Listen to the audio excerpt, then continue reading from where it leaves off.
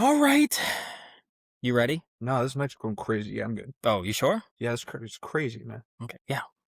So's our week, I think. Oh man, we got. Oof. Wow. We might not even get to any sports No today. sports. You're just gonna be gabbing away. Like cool girl. We spent too long to get away from each other. Talk about. Did you have a summer romance? Did you fall in love with somebody in Colorado? Wait to find out. Oh. That's good.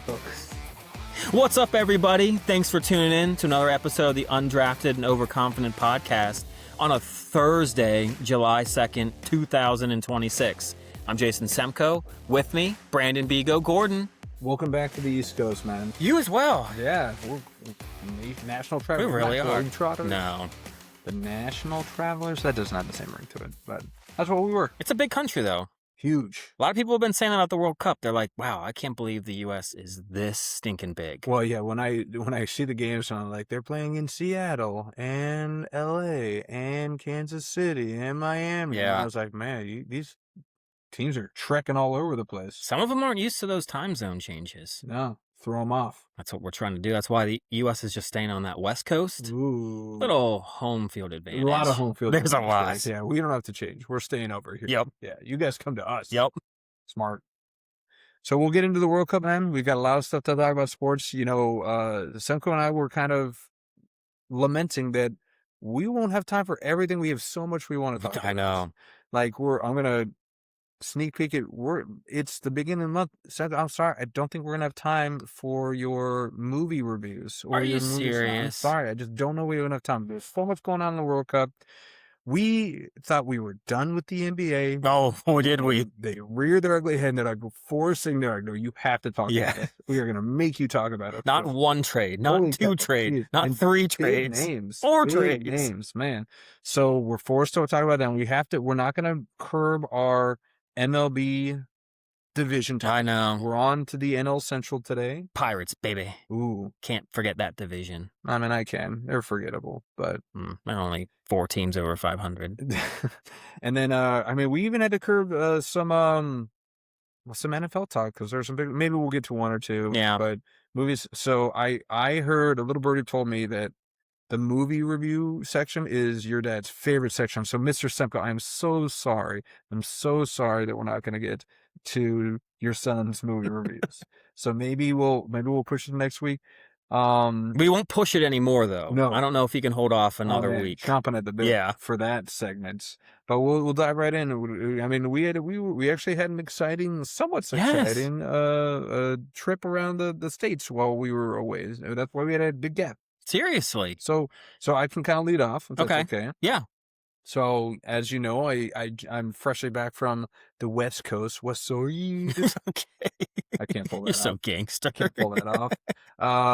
We were in West Side, San Diego, California, the real hood over there. But went out there for my wife's birthday, and the kids got to do the whole West Coast vibes. Like I said, for us, it was a blink of an eye because I landed. Yeah. First off, the trip went great. Did it really? Early flight, my kids were rock stars. That's awesome. Rock stars. No complaining. Of course, I did the cheat code and I just watched the tablets the whole time. Look. You're on survival mode. Yeah. For that early and that long of a flight, I had a 2-hour and then a 4-hour. I think you got to do what you got to do. You got to do what you got to do. So it's like I give them some time to read and draw and use magnets and stuff like that. But for the most part, I was like, yeah, just go to town, kiddos. So they watched a bunch of Disney stuff, a bunch of Bluey, and the hardest part of the trip was the layover in Houston. Okay. So I had a game plan going in because we had a huge layover. We had like a 2.5 hours. Yeah, you did that on purpose. 3 hours later, right? And I was like, I'll just go. I have a United Mileage Plus credit card. And one of the benefits of the card is that every year they give you 2 one-time passes to the United Club in the airport. So I was like, okay, like more space. I've been on those clubs before. They're nice. Food. Yeah. More elbow room, comfortable seats, private bathroom. So I was like, I'll buy one more. Okay. So because that's the other thing. Those clubs, they don't care how young your kids are. I was like a 4-year-old. They're like, nope. That's full ride. You got to pay. So I bought one more. Okay. I'll eat that. I was like, I'll just use them when I get there. We get to Houston, and there's like 3 clubs within walking distance. Dude, everyone had a sign up that said, sorry for the inconvenience, but we at this time are not currently accepting one-time passes. Are you serious? And I'm like, what are you talking about? What's the point of me having these things? Yeah. If I can't use them. The worst was with the first one I went to, apparently there's like an internal group chat for these clubs, and they're like, well, it looks like this, they haven't posted that they're not accepting one-time passes. So I walk 20 minutes in another direction just to find out that they are also closed to the one-time passes. Wonderful. And you think that TSA has like no bedside manner? These freaking club presenter people, they have no bedside manner. Really? I have 2 kids in their PJs, obviously exhausted. Yeah. And she's like, nope, I don't care. And I was like, I took everything from me not to just lose my ass right in front of them. So I start walking back, and this is the silver lining of the story. So I was on the walking back. The original club that I had gone to was on the way to the gate. And I was like, I guess we're just doing gate stuff. Yeah. We're just going to hang out. Walked to the gate, and the sign was down. And I get in, I get the kids in, we get into the club. Yeah. And then immediately after we get in the club, sign goes back up. Nice. So we just squeaked in. Yeah, you did. We got a last table. We got to chill, food. It's not great, but it's food. You're just more kind of by yourself and out of the riffraff. I was in, like, there's no, it's not, I don't care if it's 10 a.m. or 5 p.m. or 10 p.m. When you're at the airport, there is no time. It's there. So I had a beer. Like 10 a.m. Okay. And I was like, I earned this. Yeah. I was like, it's airport time. That doesn't count. I'm not a degenerate. I'm not an alcoholic for having a beer. It's like when you're at Vegas, gambling. The time is a very loose medium when you're at the airport. So I had a beer, and the kids were fine. We made it there, and then we did the whole, like I said, quick trip. Zoo one day, saw the pandas. I'm so jealous. That San Diego Zoo is the best. I'll send you a video. We actually saw the panda, and they were chomping on some bamboo when we saw it. I was like, oh, cute. Have you been to the National Zoo in D.C. with the pandas? Never saw the pandas. I think we went when I was super young when they didn't even have them, or we didn't go buy it. I don't know. I vaguely remember going there. So that enclosure is bigger, but you can't see them half the time. And half the time they're inside. This one, they were right there. I was like, oh, that's pretty cool. That's awesome. We did the zoo, and then we did Legoland. That was my son's highlight of the trip. As he let me know. Legoland. Yeah. Yes, he did tell you that when he saw you today, as he ventured down in the middle of the night to go say hello to Uncle Semco. Sometimes scares me a little bit. See that face just popping out. Oh, my God. Am I in a horror movie? Is this The Ring? But yeah, he loved Legoland, and then we did do a beach day, and then we were back on the plane. So it was a real quick trip. But the trip back was fine. Most important, my wife was completely, she always uses the analogy, my cup is full. My cup is full. Yeah. Very happy. So all in all, it's a pretty good trip. I got no complaints. Nice. I'm used to air travel by now, so it doesn't really faze me with flights or anything like that. So yeah, it was good. Can't complain. That's good. I'm glad. Of course, it came up BGo in the end. Things just work out in my favor a lot of the time. Well, sometimes I think you've earned it, deserved it, but not nearly. And strife, like he's been through enough.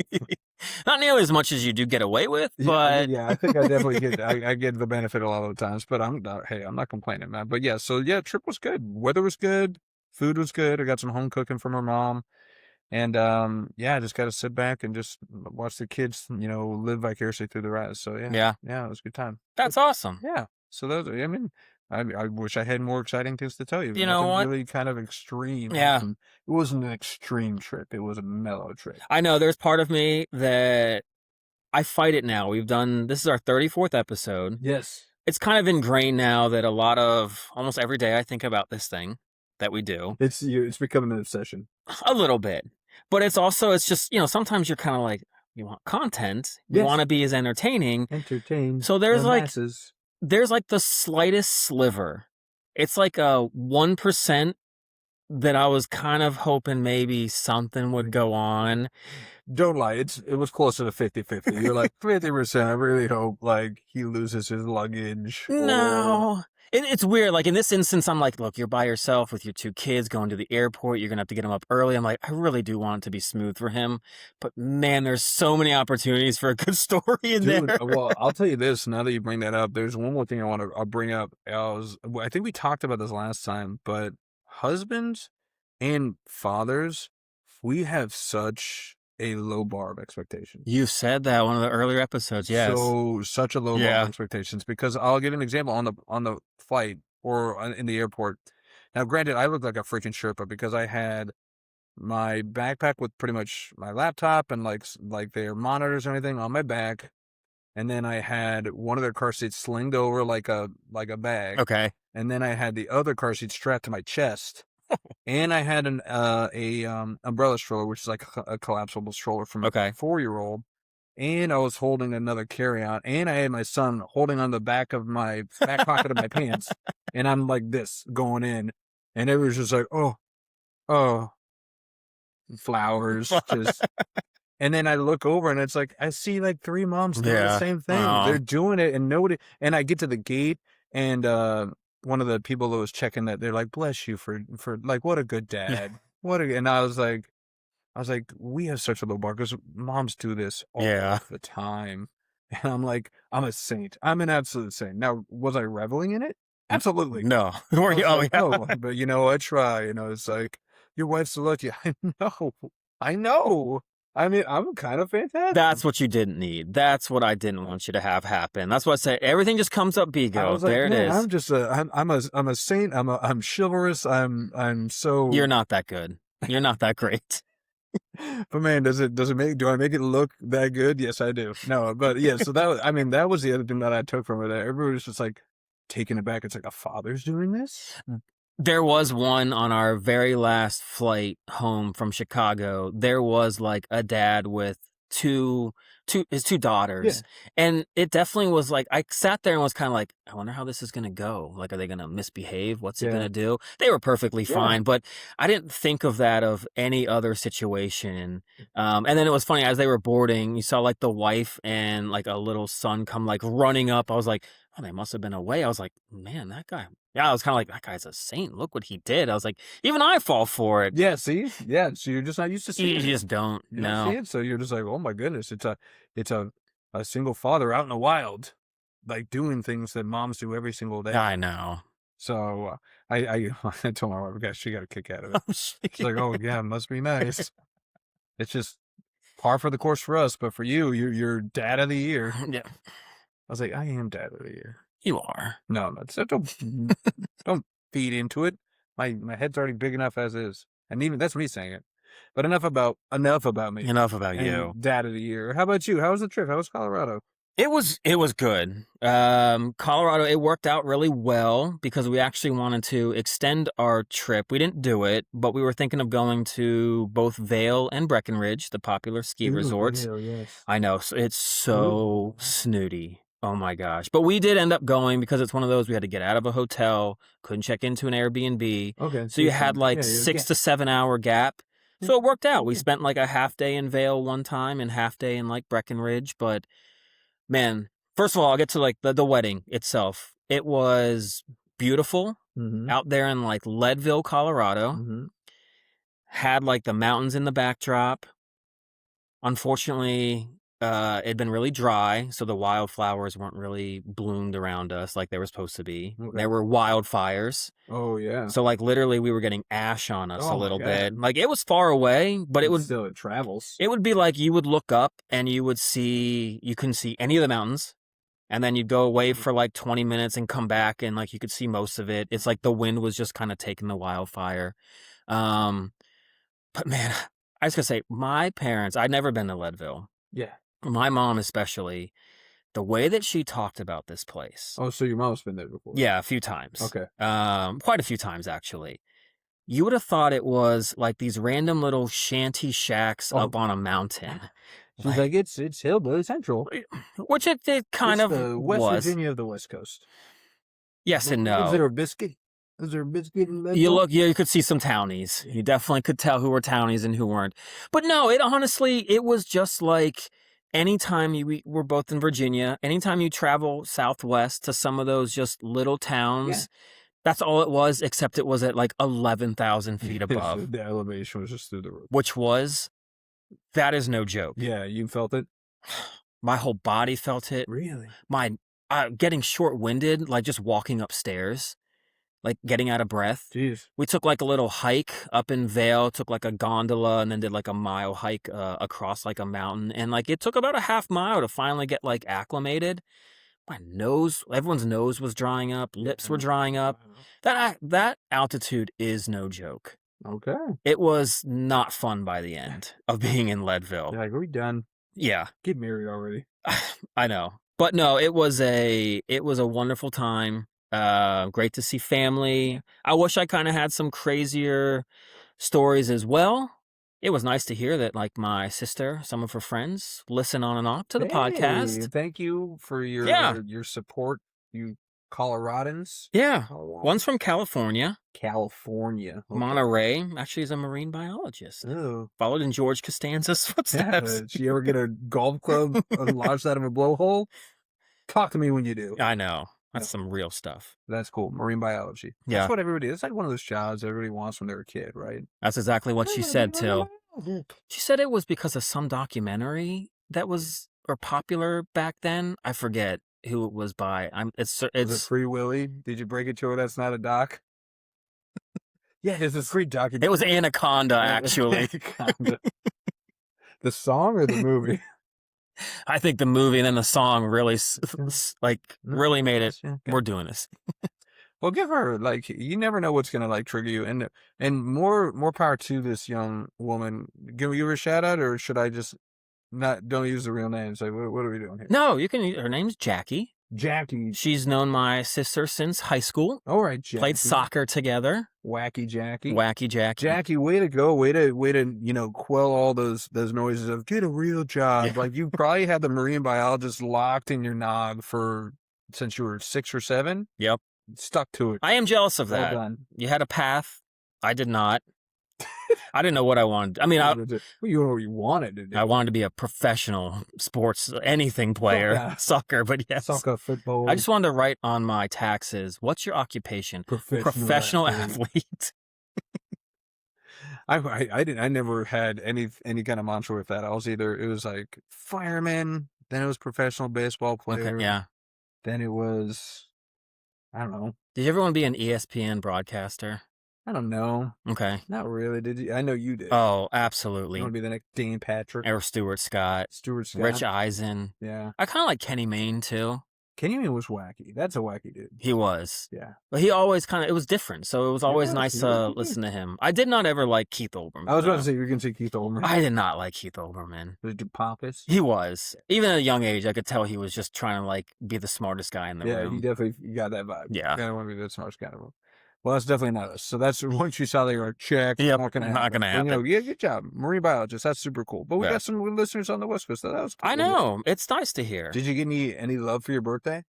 No. No love for your birthday? I did not. I got some cards that, some birthday cards that were very nice. A birthday balloon from my sister. Oh, a balloon. But that was it. And I was so happy that was it. Dude, you should have brought the balloon to the ceremony. You just hold your birthday balloon. It's just floating. Was it an outdoor wedding or was it an indoor wedding? It was an outdoor wedding. Okay. And then they had like a nice little, like almost like a yurt, where we had like the reception and then the dancing. It was very outdoorsy.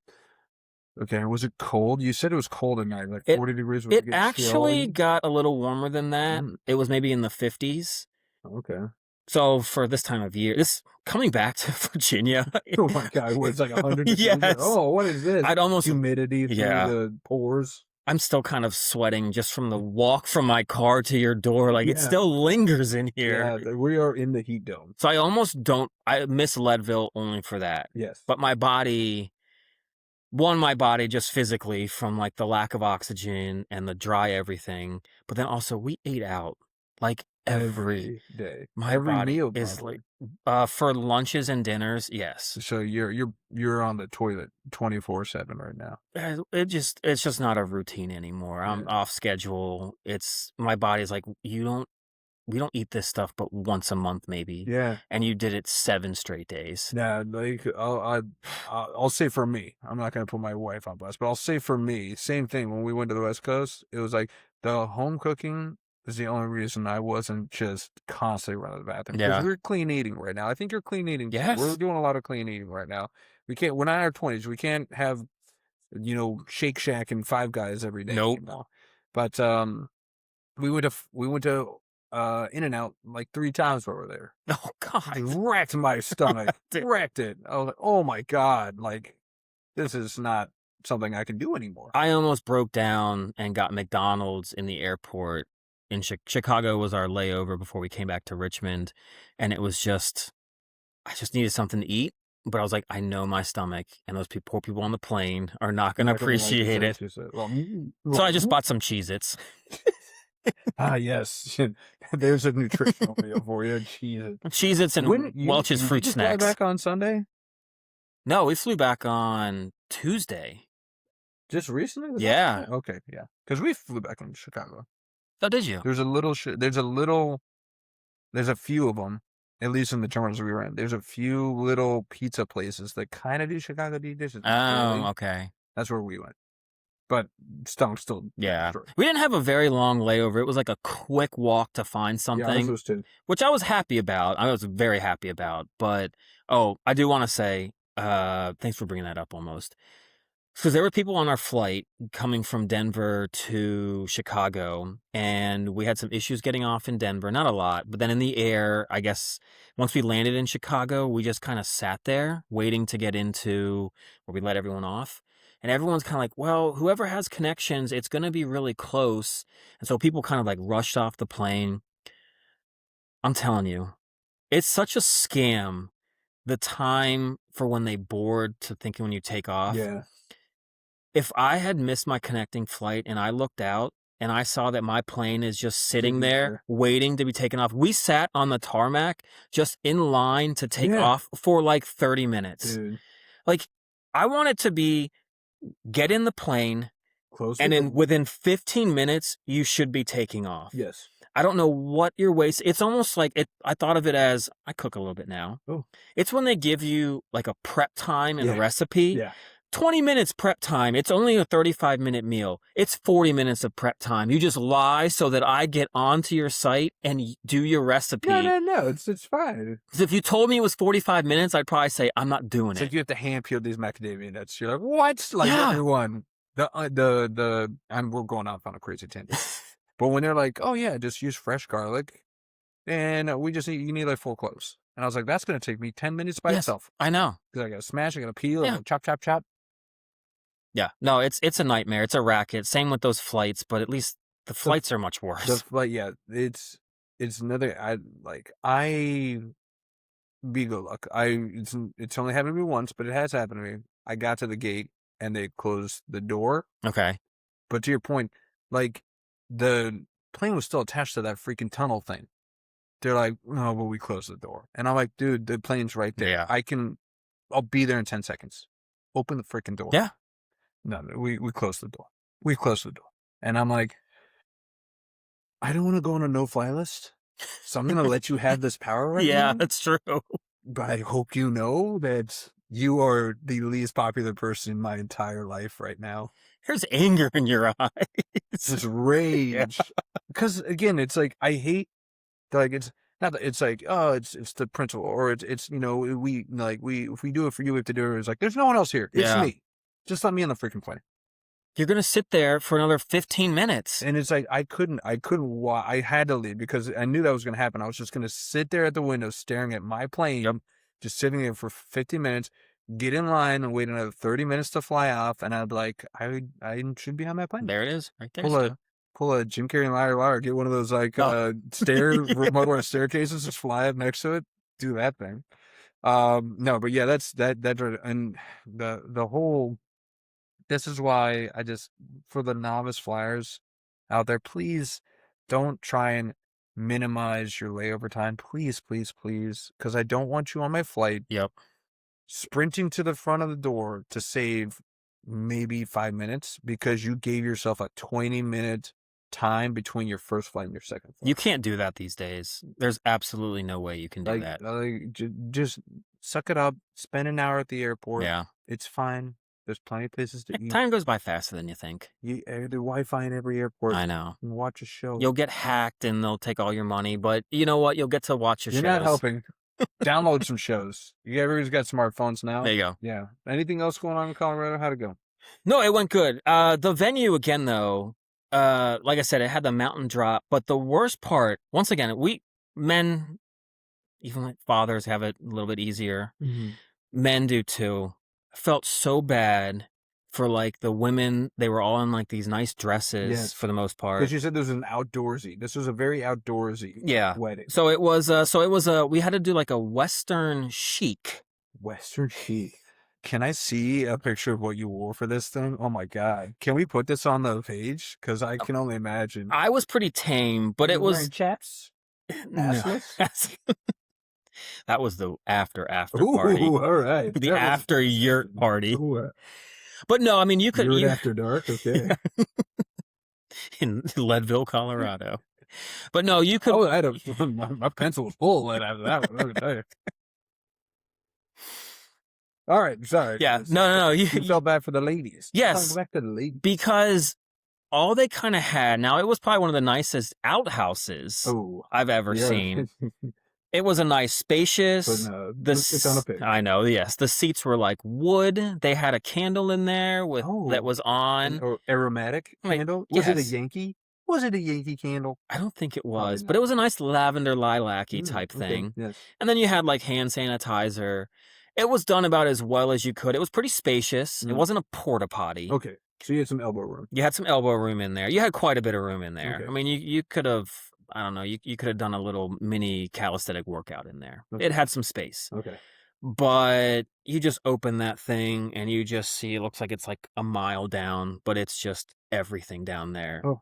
And it's just like all the women were like, I mean, we've got to like mess with our dresses, and it's just not sanitary. No. I felt so bad. It was like, I know the venue, everyone is kind of, sisters really into that like outdoorsy hiking, camping, but you're asking people to like dress up.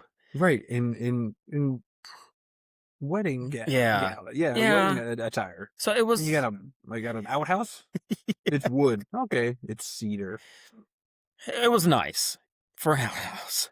Could you? How you said it was like cavernous? The gap between the seat and where the stuff goes. Yeah, it was pretty cavernous. Yeah. Was it like stinky or was it not? You could definitely smell it, even with that lavender candle. It's almost one of those where like when you look down there and you really just see it, you kind of smell it. You're just staring into the abyss, my friend. Yes, you are. Don't look down there. There's nothing down there for you. Oh, I gotta make sure I aim and get it all down. Oh, I guess if you're staring, you're standing. You're like, I'm not sitting down on this thing. No, God, no. I can't imagine because, women, when they go to weddings, first, like you said, their dresses, especially if it's like a long flowy thing, you got to hike that thing up. You don't want that thing dipping. Nope. You don't want to teabag in the porta-john right in there with their dress. No, thank you.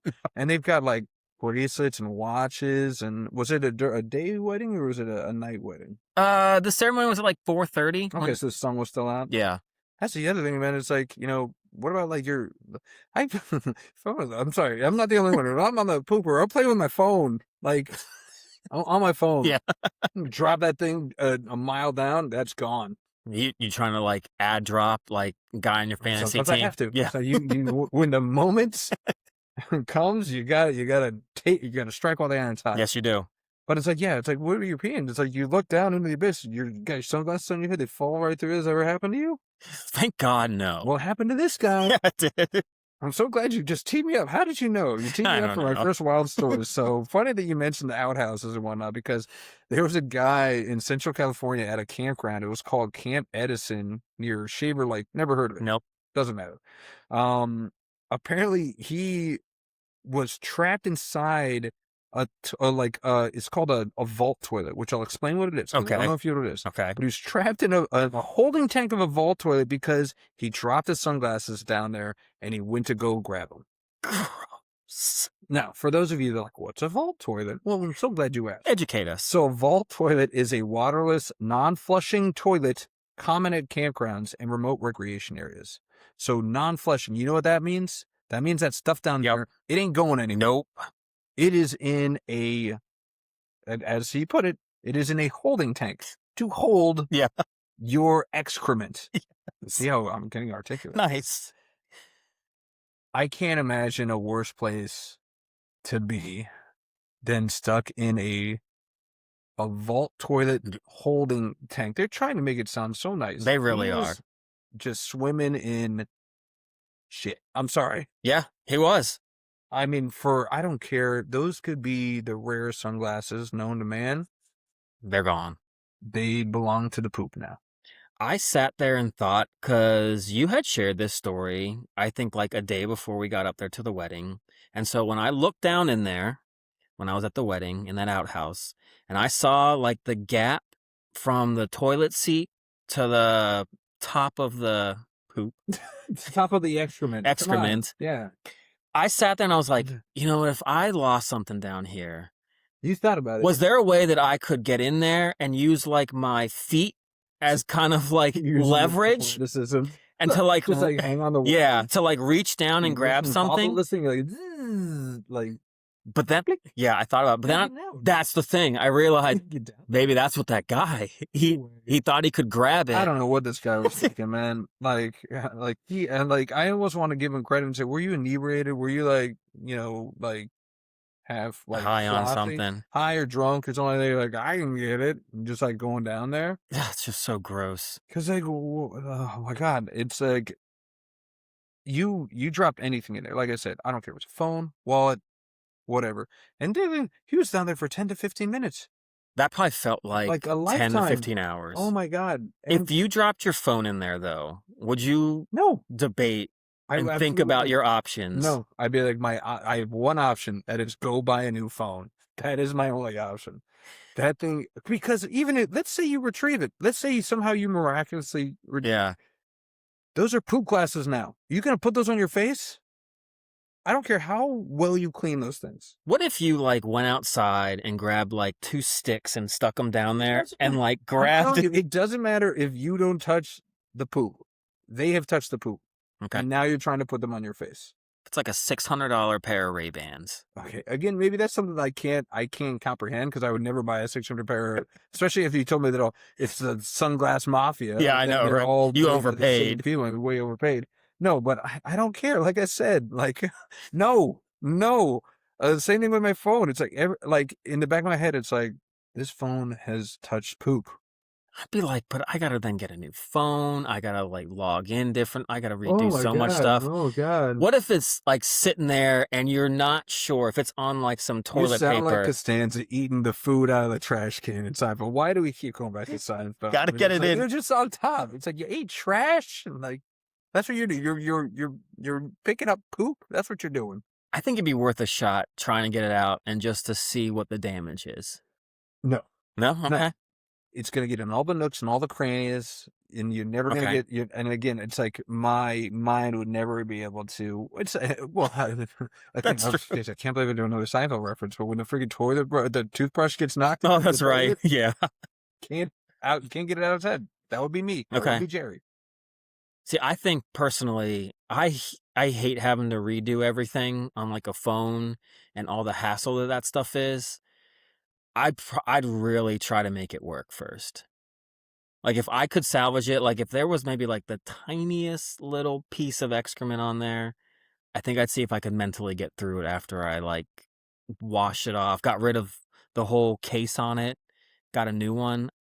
You would go through all that instead of just getting a new phone. I know phones are expensive, but I mean, I don't know. Like, what's worth your sanity? If my pictures are on there? Yeah, it's all in the cloud. They can all transfer over. No, that's true. And we're not even let's get back to the point. This wasn't a phone. These were sunglasses. Okay. These were sunglasses. Like material things. Just let him go, That's man. true. Just let him go. Worst part is that this guy only spoke Spanish. So part of the reason they were waiting so long is that they had to get dressed. Oh my God. So after they find the guy, he's like, por favor, por favor. Necesita Like, ayuda. vamos. It's like, oh, I don't speak Spanish. So Is that Rafael Nadal in there? you're gonna have to wait while we get a translator. It's like, what do you need to translate? He's saying, get me Yes. out of here. Yes. So why do you need a translator? What do you think he needs help with? What else would somebody be asking for help in there It's like, for? I left my phone up there. Can you throw that down? Like, this is my home now. I'm never coming out of here. What do you need a translator for? Oh, man. It's like, where's your family? I don't care. I don't want my family to know. No, I know. They don't need to know. And then they, of course, hose them down. But there's no amount of hosing that's ever going to get that off. It's worse than getting sprayed by stuff. Yeah. That's like what's the I know I've seen the Shawshank Redemption. Yeah. I don't I mean Going through the yeah. stuff. I mean, you got to do what you got to do, but Well, that's the only time that I could see myself is we're going to a lot of poop talk. You heard about the whole like people just going into the sewers in New York, right? Did you hear about I this? think vaguely. I'm what Like, are for you doing? fun. Like, yeah, it's like this guy was at least looking for sunglasses. Yeah. If you're going in there willingly, and the New York sewers has got to be no offense, New York, gotta be the grossest sewers. They out have there. to be. They got like rats the size of like cats Rats, cat, living there. rats. Yeah. Yeah. So hey, the good news is that he got out of there without any physical injuries. The psychological scars are probably just Nightmares for years. forever for the rest of his life.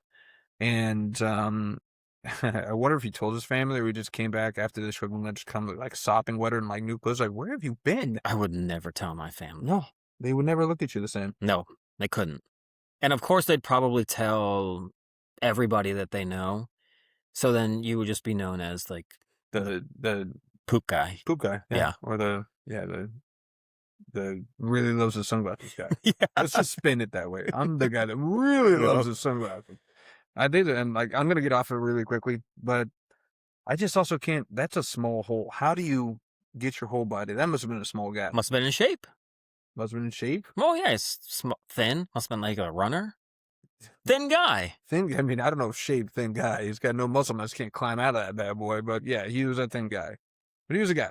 But you know, thankfully, I've looked for this. This is just sad. I looked at this story in like 5 different sites trying to find this guy's name, but they very gracefully did not mention who this guy's name was Good. or how old he was. Good. Because that's the other thing. I was like, this is an old guy? Is it a young guy? I need to know. I mean, how. we saw an 85-year-old street racer, Yeah. so you don't know Yeah, what but the this age could have seems been. more like an 85-year-old thing to do than street racing. If you told Yes. me which is more likely an 85-year-old doing, falling in a Porta-Potty, looking for sunglasses, or street racing, it's Porta-Potty. It's Porta-Potty. Every time.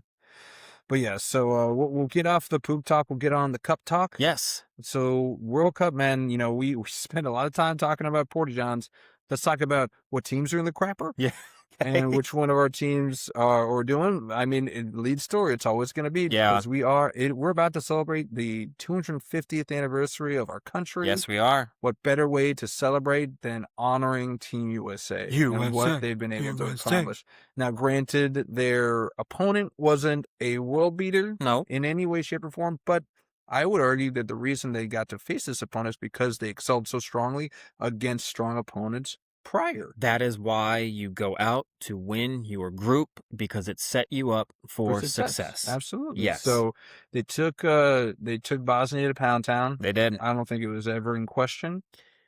You know what? It's so weird because for the first time ever, I guess I felt like I was a fan of like Spain or France, where the expectation is we're going to have possession, we're going to dominate, we should win.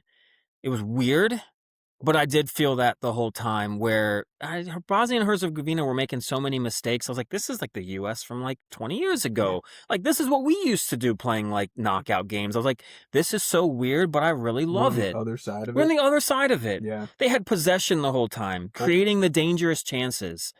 It was awesome. I mean, it seemed like the whole game they were on Bosnia's half side. Yeah.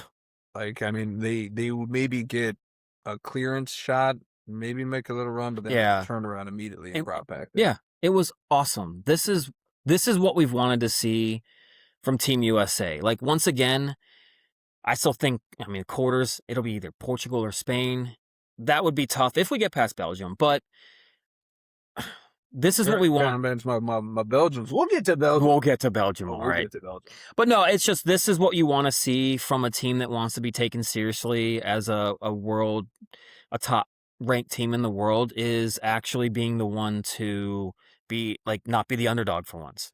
Yeah, and I mean, well, we'll get to the other games in the round of 32, but there's only been a few so far. We've only got a few more games left in the round of 32, but so far there have been very few teams that have really come out and just kind of dominated. Yep.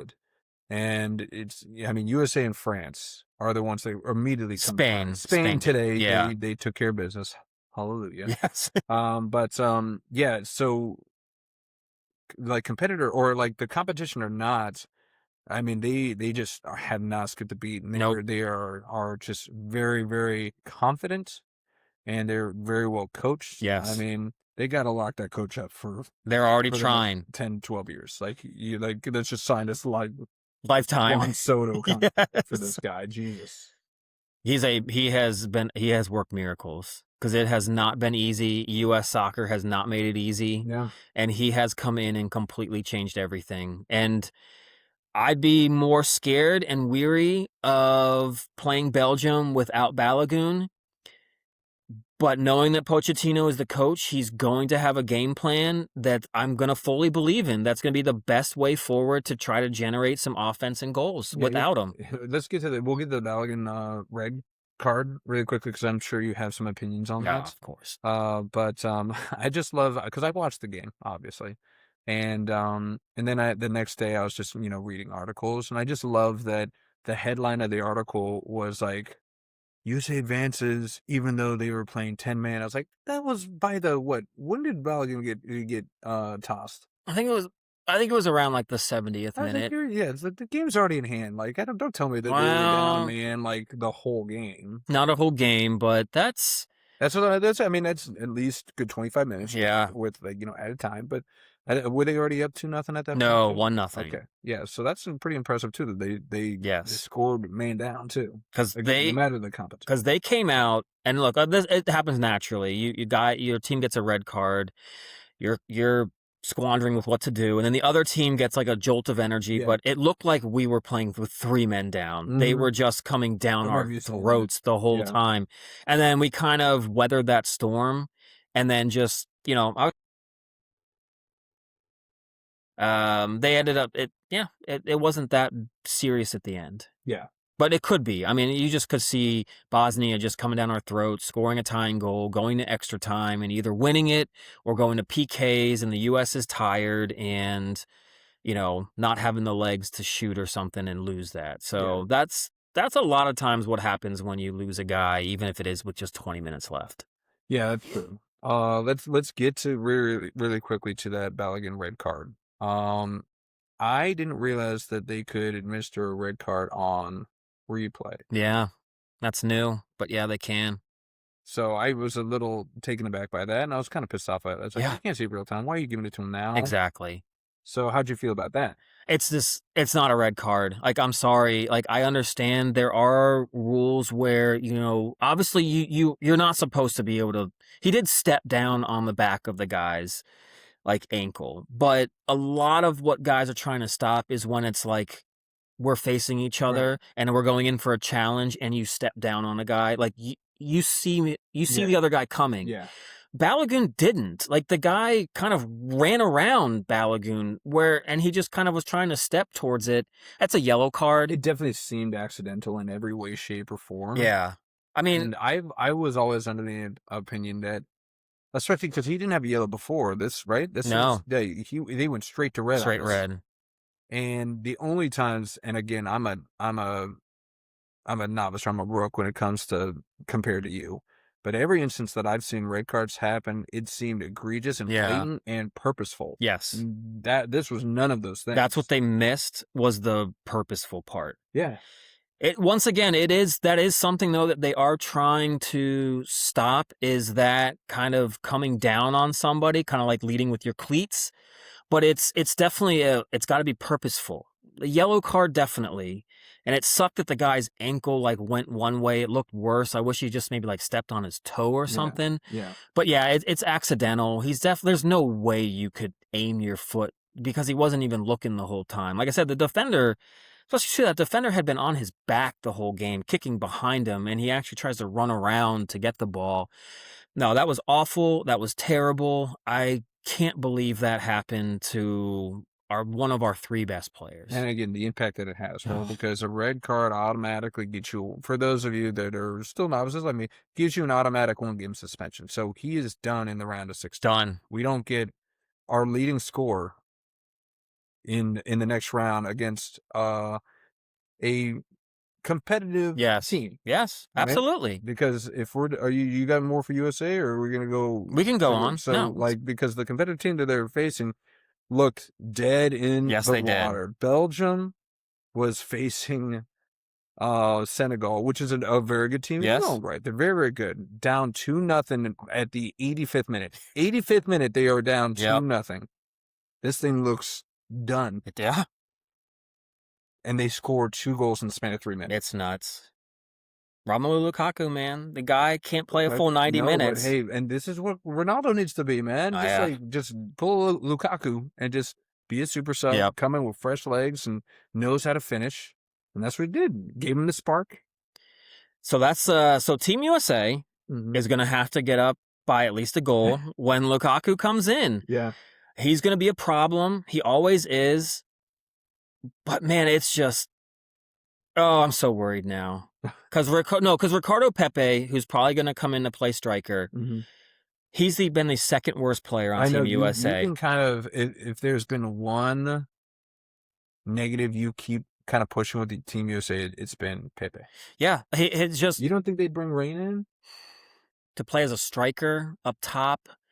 I don't know, but that's the thing. Pochettino could do he's been unorthodox. They could do what they call like a false 9, which means you don't really play with a striker. You just kind of play with like a couple 3 guys that kind of there's no striker, and you just kind of matriculate your way down the field. The guys make a lot of different runs, so he could do that. I'd rather him try to do that because Pepe just. When he comes in, he is just not active going for loose balls. He's not holding up play well. He's trying to be too cute with some passes where sometimes you just got to sit there, hold your defender off, control it, and dish it. He doesn't seem to really want to attack. Balogun, I didn't know. I've seen him play a few international games, but the way that he is just chasing balls down, he's fighting on defense. Pepe doesn't do any of that. Yeah. And he better score a goal. Pepe somehow, some way, even because if he's going to play the way that he is, then he's better be out there and scoring goals because he's not putting in as much effort as Balogun is. Yeah. No, I mean, I know I picked Belgium. This is why I wanted to pick USA for this game, right? I can't root for him. I know you can't. Root for him. I'd be kicked out of the country. You would. But yeah, I mean, in all reality, I am for not only the Balogun thing. I mean, there's a level of confidence that comes into this because again, like the U.S. have just won so dominantly up to this point, and they seem, like you said, it's like you've liked their flow the entire time. You like their movement. They're very much in tune and kind of just working together and in sync.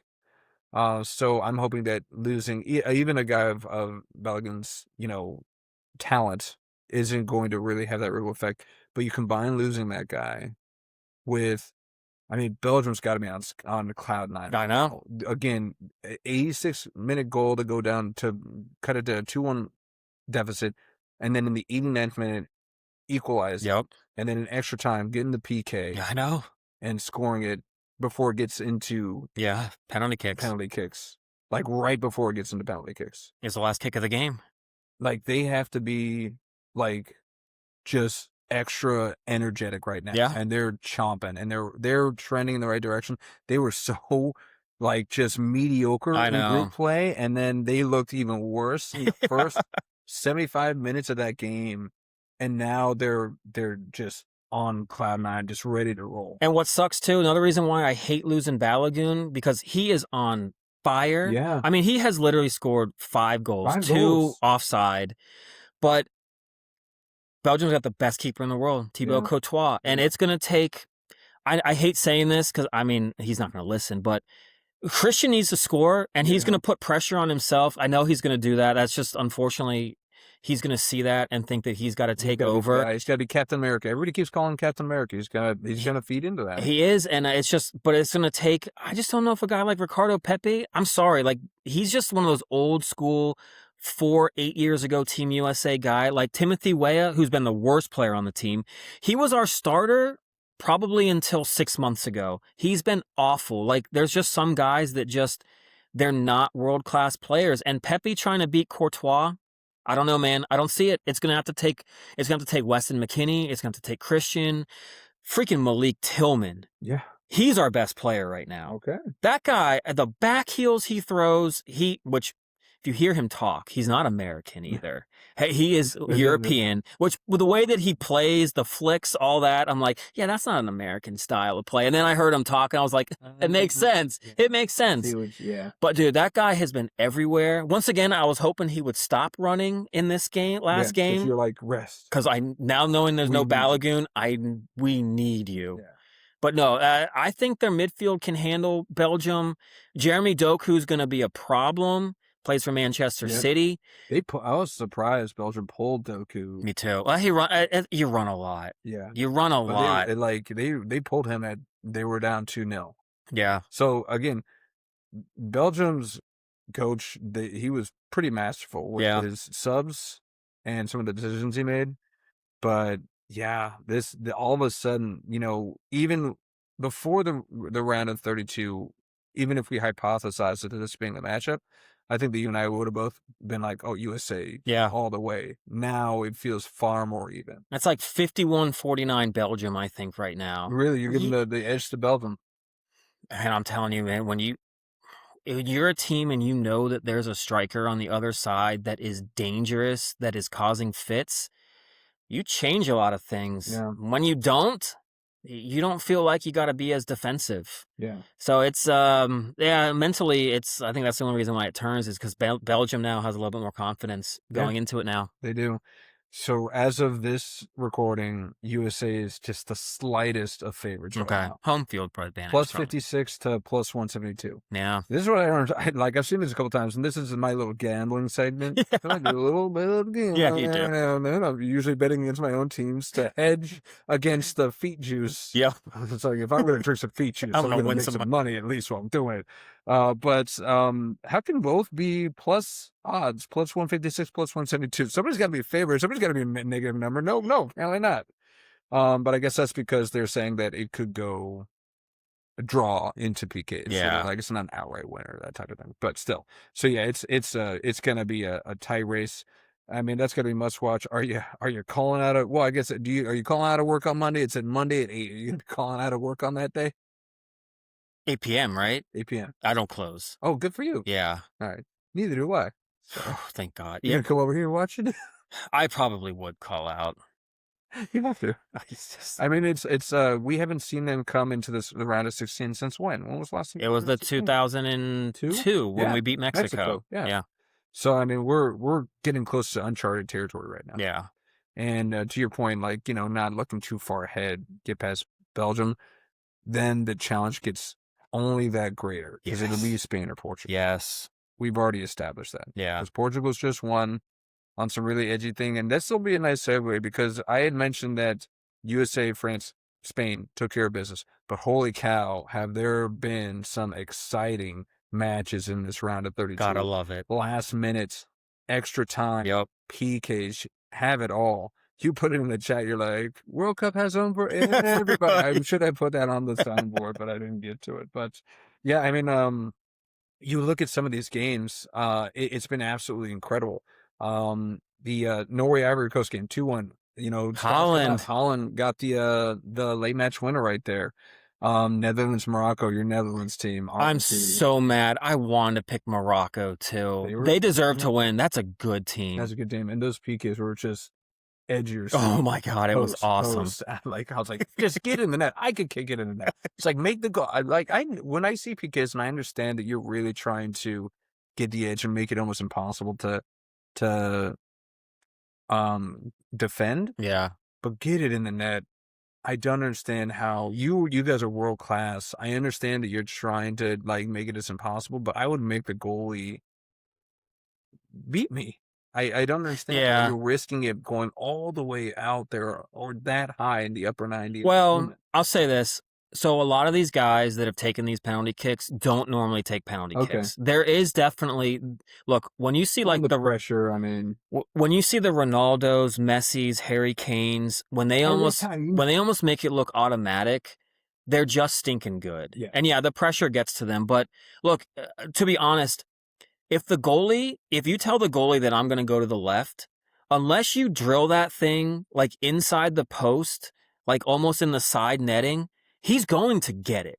Like you have to hit a good shot. So it's one of those where you're trying to fake the goalie out, get him to go to one side, and you're trying to wait for him to move. And if he really doesn't move and you're ready to shoot, it throws you off. And so even some of those goals where the goalie went the other way, the one guy's like looking at the keeper, not even looking at it. Because, like I said, if he doesn't move, like if he guesses the right way, man, you better hit it right because it's going to be saved. Those guys are that stinking good. So that's why I just say, like, when you see some of these guys that score and the goalie's always going a different direction, they're just really good. So then here's me playing devil's advocate. If that's the case, then why even try and fake the goalie out and just like focus so hard on, okay, I know I have to hit it at this point. That's where I'm going to kick it. Yeah, you should. That's what I would do. I would not. And then maybe even psych them out. If you're staring at where you want to kick it, the goalie's going to he's staring over there because he's going over here. I love those are the mind games. I love the mental aspect of the PKs. It's so much fun for me. I love PKs. I hate watching PKs. Because it's just so nerve-wracking? Yes, it absolutely is. It's terrible. I think it's one of the worst ways to end a game, especially in that magnitude. I don't know what else there is to do, but man, because we've all had heartbreak. Even just playing like back up in Northern Virginia when I was playing with Todd, he would hate. Don't use my room. What do we call him? TODD. Like the kids spell. It makes a big difference. Okay. It makes all the difference. But like he hated penalty kicks. And I wanted to try to build up his confidence a little bit. Okay. And it's just indoor. And I wanted, in case we ever got to a finals, we needed him. I needed my guy to step up. But even in just a random game, we get a penalty. It doesn't happen that often, but I'm like, you take it. He's like, I don't want to. And I was like, really? Yes. You miss one, you don't want to take it ever again. Okay. Like, it's just because you feel like you've let so many people down and it's such pressure packed. It sucks. So, but I'd make him take it, and he scored like every time anyways. But even though he's taking so many, he's still like, no. Exactly. I know. But I mean, like, so we talked about Norway, and I mean, one of your picks, England, the Stars came out. Harry Kane, 2 late goals, 75th minute, 86th minute, he's fantastic. So he's quite good. Harry Kane, I love saying his name. I know you do. Harry Kane. But again, and that's where it's like, when you get to the round of 32, I don't care. I mean, that was against DR Congo. Yeah, I was up 1-0 going into the 75th minute against England. I know, sweating bullets. Of course. And then, I mean, and again, Morocco's a great team against Netherlands. The Germany pair with Brewer. I have to talk about this because I'm so furious about this game. Let's hear it. On so many levels. One, the penalty that pulled that goal at the end was complete crap. The goalie interference penalty, that was what the goalie instigated that contact. Look back at it 100 times, and 99 out of 100 times, if I take out the fact that I had picked Germany, take it out completely. I have. No, it's that guy there, because I used to be that guy that would go on the goalie like that. And if you stay in front of him too long, it is on you. He was there too long, like kind of following the goalie. You're not really supposed to follow him. He kind of followed him. He didn't let him get around. It is a foul. You can't do that. You can't do that. I don't agree. Because Lord knows I got called probably way too many times doing that. There have been so many controversial VAR calls. I feel like that's top of the list. Top of the list. I was furious. I was like, oh, thank God Germany survived. I don't know if he would have scored if there wasn't that interference, though. I know. Maybe the goalie got back up. I almost got it. He almost saved it. I mean, I don't know. We'll have an argument there. That alone really ticked me off. The other reason it ticked me off is because the only solace, which was also the thing that pissed me off the most, is that I have my new villain of the World Cup, the person I hate more than anyone in the entire World Cup. Oh. His name is Matthias Galarza. He plays mid for Paraguay. Yeah. He's number 20. Yeah, everyone was hating on him. He epitomizes everything I hate. Everything I hate about football or soccer. Was he the guy that had the wrap on his hand? Yeah. He didn't, and everything that we said that the regular Joe Schmo that watches can't stand about soccer or football, he did in about a 10-minute span of late in that game. He faked an injury and he laid there from what felt like 10 minutes.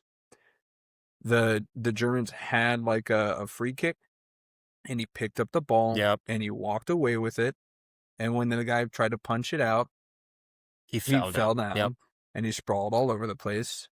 He intentionally he did a Balogun, but on purpose. He stepped on the back of a guy's heel, got a yellow instead of a red. And then on top of everything else, he got rewarded because he scored. Oh, I couldn't believe he scored the PK. I was so mad he scored that too, honestly.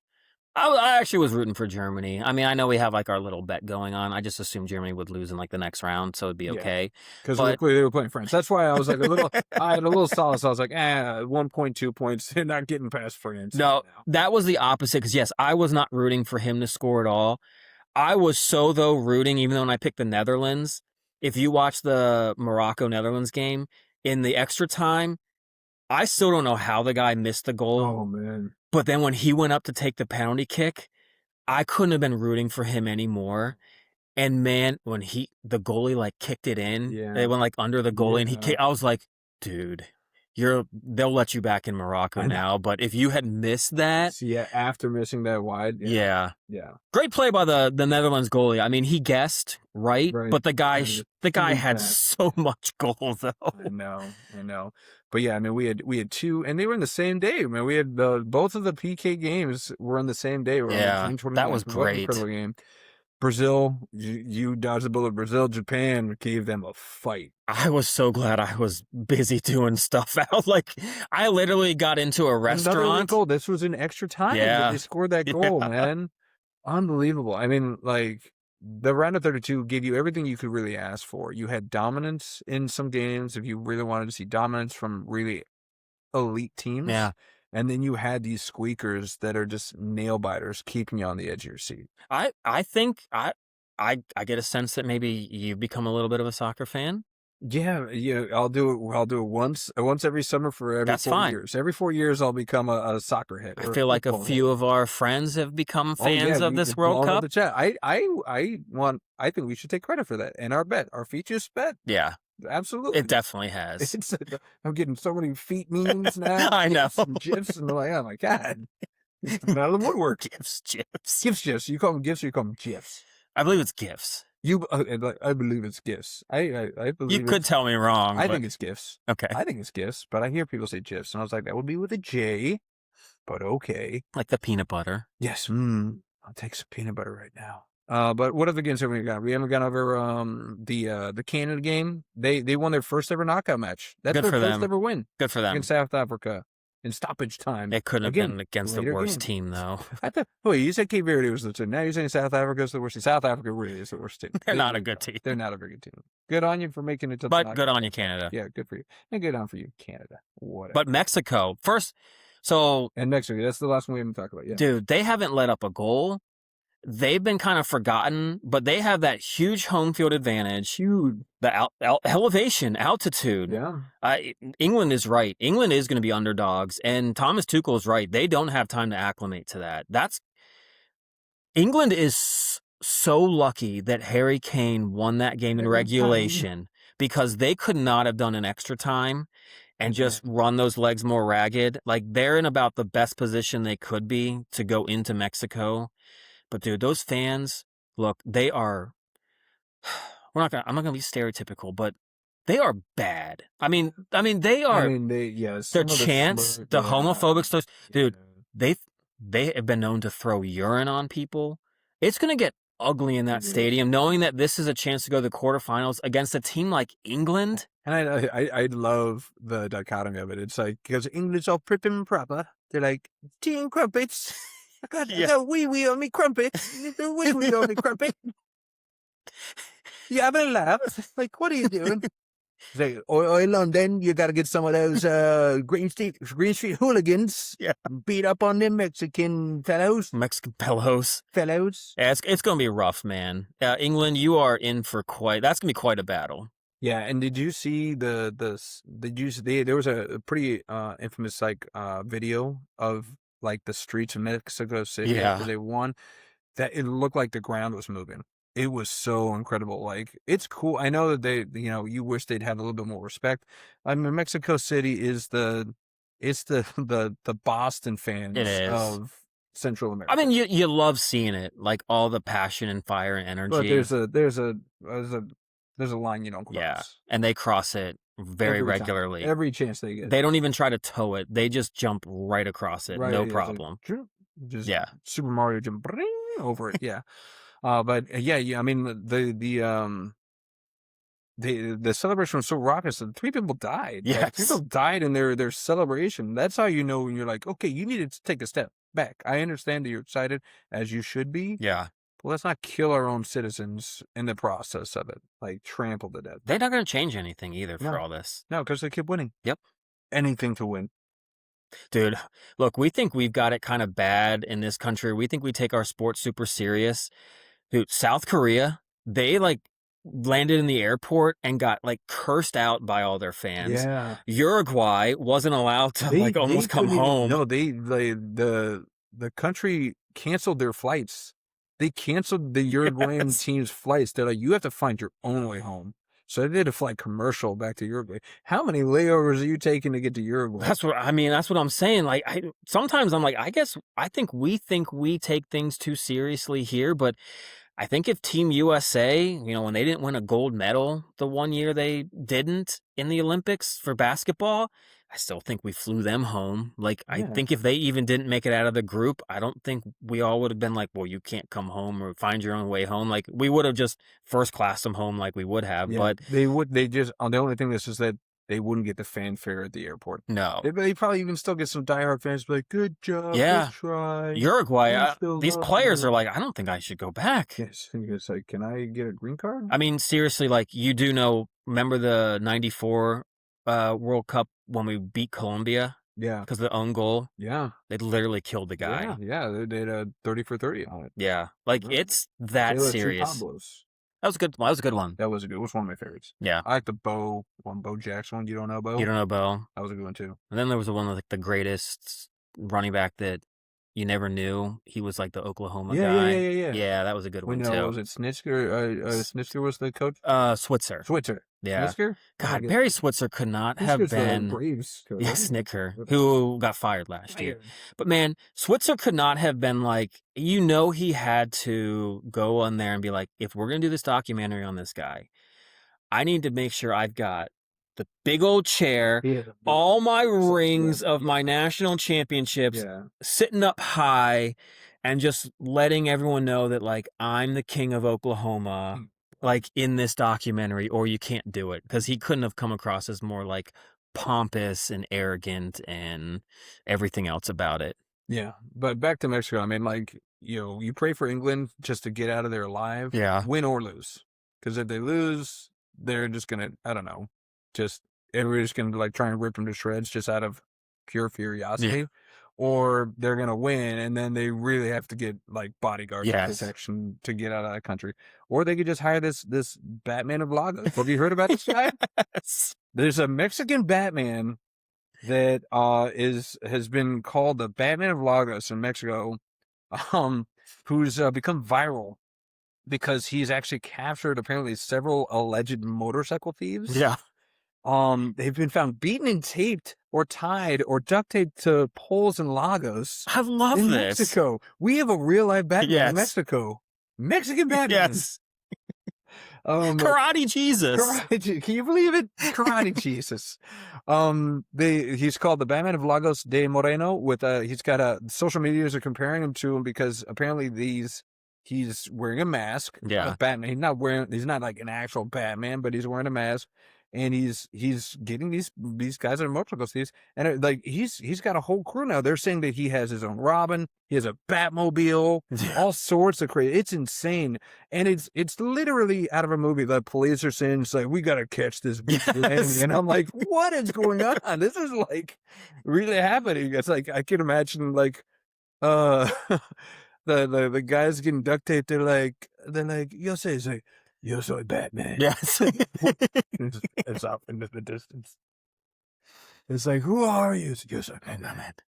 And it's just like eventually, the police commissioner in that city is going to eventually get on the side of the Batman, and they're going to work together. You're going to have a bat signal. Like, what would a Mexican bat signal? A bat with a sombrero on that? Oh. That went too far there. But I was going to say like the luchador a little bit. Man, he has a Batman mask with a luchador mask. Yeah. That's a lot less offensive. Let's go with that one. Sombrero works. Yeah, sure. They appreciate the sombreros in Mexico. I don't know. What is it going to be over his head as well? You know, like he's taking a nap. Is that how it's going to look too? That's where you're going. No, sombreros are to keep the sun out of your eyes. Yeah. Man. All right. It's got a utilization there. It's not just for siestas. Mm-hmm. But they can't. The cops are mad. They're saying that hey, you can't take justice into your own hands. They've opened several investigations related to the illegal deprivation of liberty and injuries, and authorities are treating the people who were attacked as victims. Wonderful. Unless the court decides that they're actually responsible. Wonderful. So you're going to use more of your time trying to catch someone that's actually doing your job for you. Yeah, exactly. Wonderful. Yeah. But there were 5 cases already documented just in June alone. Good for him. He's busy. He's a busy Batman. Yeah, absolutely. He's tied them up to poles, and he's actually left messages written on their face or their bodies. So he's like full blown. He's doing the whole 9. So hey, man, I'm rooting for this guy. Yeah, well, this is just like in the movies. It's like you got the sides that are like he needs to go to jail, and we're on the other side. We're like, get it, Mexican Batman. I'm totally on his side. Yeah. I've always wanted to be one of those like vigilante guys. Batman was one of my favorites. Of course, because he's got no superpowers. Yep. Somebody you can relate to. He's just a normal guy trying to clean up the streets. Using his bare hands. Yeah. Yeah. Absolutely. And drove a Batmobile. Yeah, sweet ass ride. Yep. Absolutely. But I want to know about more. If he's got a Nightwing, he got like a Batmobile. What's his Batmobile look like? Does it have like that Mexican horse like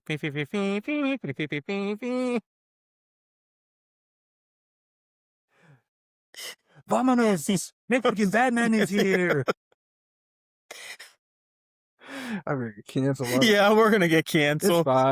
It's fine. We lasted longer than I thought. Yes, it's like, hey, it's common sense. This is what you would do. Absolutely. But good on you, Mexican Batman. Is it going to be like not a Batmobile? It's going to be one of those, oh my God. Lowriders like that? Or what's the thing? It's not a car. It's not a truck. What's that? Like an El Camino? El Camino, yeah, yes. That would be a dope ride. Yeah. I drive an El Camino. That sounds great. Yeah, it could be an El Camino. I still like the lowrider. Like, yeah. It's like, Mexican Batman. Vámonos. Well, there's a pride in the Mexican Batman. I know that I feel like if I was Mexican, I would be proud of this moment. Now, on the other side, I would not be so proud if I was a citizen of this town where the Mexican mayor, there's a Mexican mayor. This is all Mexico, this podcast. Yeah. But we had Mexican mayor marries an alligator or a caiman? Caiman's like a smaller alligator, I think. So apparently there's another town. It's not Lagos. It's not Mexican Batman's not marrying it, but there's a Mexican mayor that married a giant reptile that they even dressed up as a bride. They put a bridal gown on this Oh my alligator. God. So this is done apparently, but before you get weird, it's not some bestiality thing. So go get your head out of the gunner. He's already going on some sites like That one's locked. Mexican mayor honeymoon. Boo boo.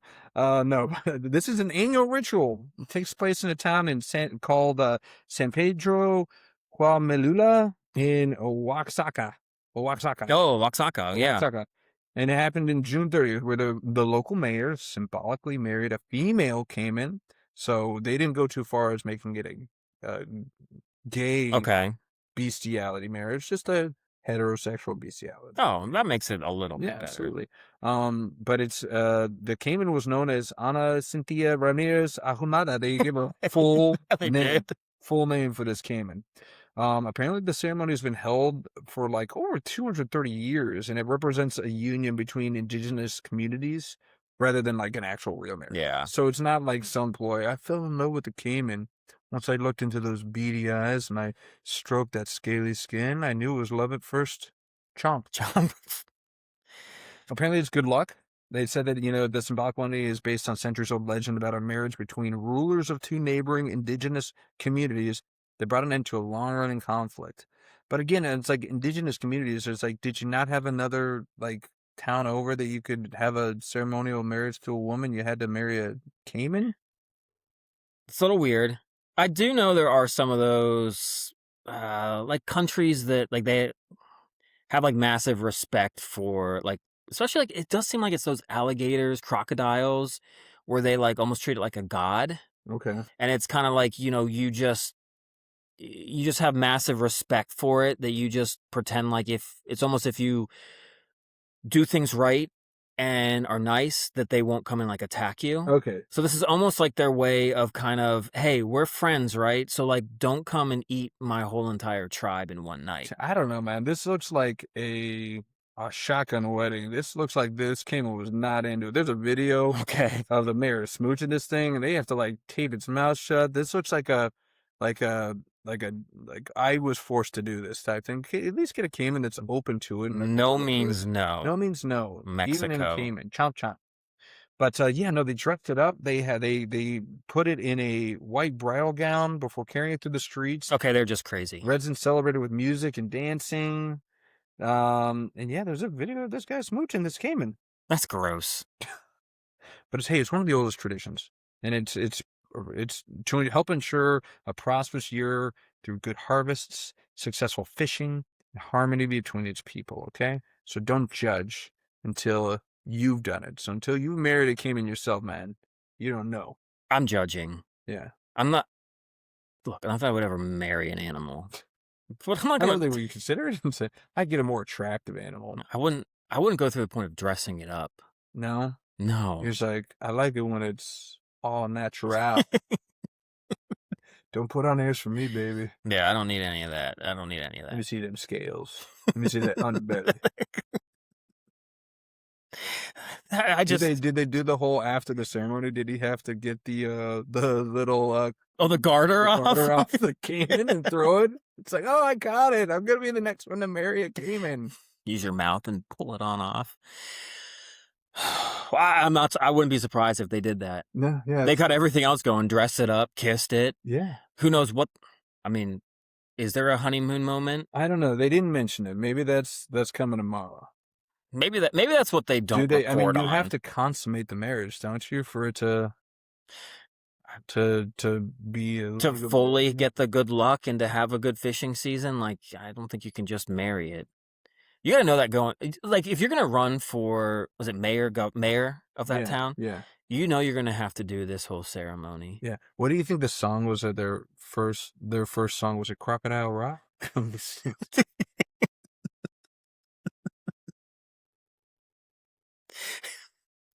I wish I could think of a better one than that, but I think that takes the cake. Oh man! I was thinking of more like a Celine Dion song, you know. All romantic guy. I was thinking like the Humpty Dance. My name is Humpty.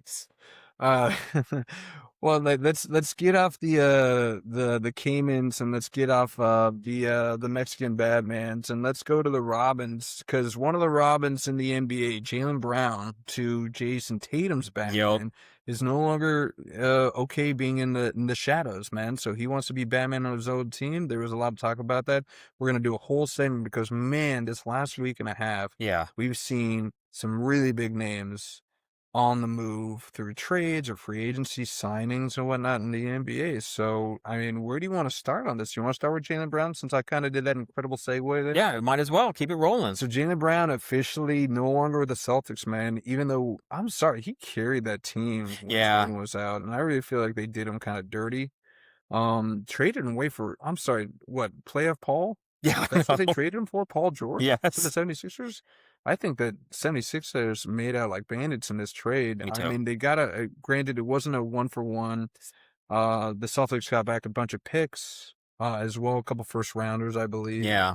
But who do you think won this deal? Dude, by far, I think the 76ers, because, again, well, I'm not a fan of trading for picks, as we've well known. we've established But also, you now have a team of, and I know a couple of the picks I think are in like the 2030s, which so much can happen by so then. much can happen. But you've got Embiid, Maxey, Edgecombe.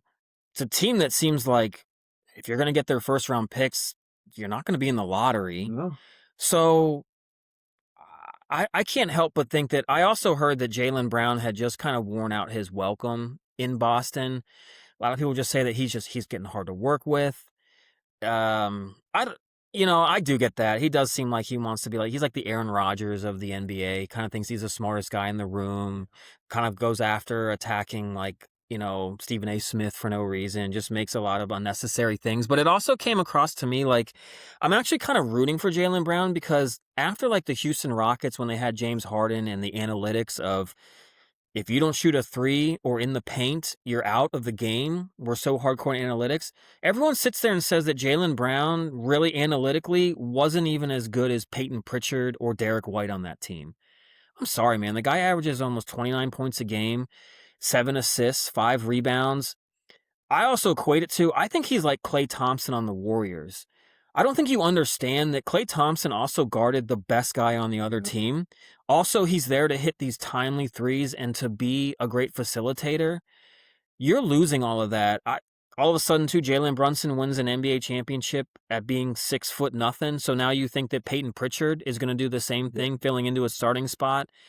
It's like an outlier, I think, Jalen Brunson. But okay, Boston, like, you were back up against the wall. You didn't want the guy, and so you got fleeced by the 76ers. Yeah, I mean, it was this, or, I mean, and it's crazy because Boston came out and said that the 76ers deal was the best deal, which is kind of crazy to hear that there's nobody else offering something better than Paul George. Again, how old is Paul George, man? 35. Like, and again, he plays a similar game as Jason Tatum. It's like, that was the only thing that, before I found out what Jaylen Brown was traded for, I was like, okay, again, Batman, Robin, maybe, Jason Tatum. Like, Celtics had obviously decided this is our guy. Yeah. If there's one guy we're keeping, it's him, and it's not you. It's always been that way. Yeah. It's always been that way. So, maybe they're like, we can't have both of these guys here because they don't complement each other. And I trust the Celtics brass enough to be like, we know what a cohesive team looks like. Yeah. We just don't see them being cohesive anymore.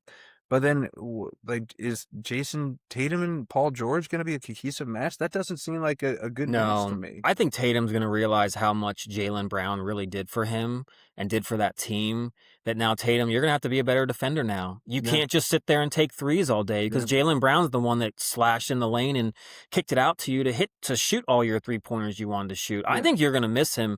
And he didn't speak up. Have you heard anything from Jason Tatum in this whole saga? Yeah. Crickets. So he obviously was okay with this. Oh, yeah.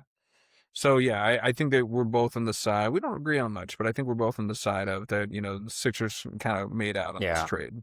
Jaylen Brown, he'll, I don't know, it's too soon to tell how well he'll fit with that Sixers team. I think he'll be great. But, yeah, I mean, he seems like he could be the final piece. Who knows? We talked about it with the Knicks. It's like you had 2 superstars, and then you had, role players.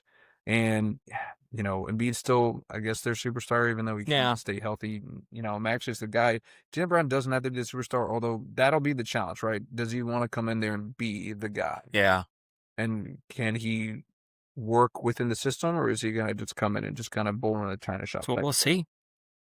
So next up, let's go over to what I thought was the biggest one. It happened right after we finished our podcast. Yes, last time. that's right. Holy crap. It was Giannis finally on the move, man. Giannis to the Heat, man. So the Bucks traded Giannis and Bobby Portis. Oh, boy. He was just a throwaway contract he had to Yes. have been to the Heat. And in return, Milwaukee got Tyler Hero.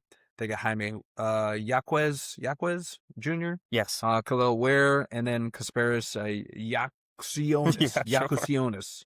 And then they also got a bunch of future first round picks because it's Giannis. Of course. He's 101, just like, the alien is in San Antonio in Wembley. So, I mean, this was a huge trade, man. Gigantic. The impact that it will have not only on the Heat, but the East in itself. They have to right away become, one of the top 3 favorites to run it all the way to the finals next year. I actually disagree. Really? Okay. They got Bam, Adebayo, and Giannis. Who else do they have?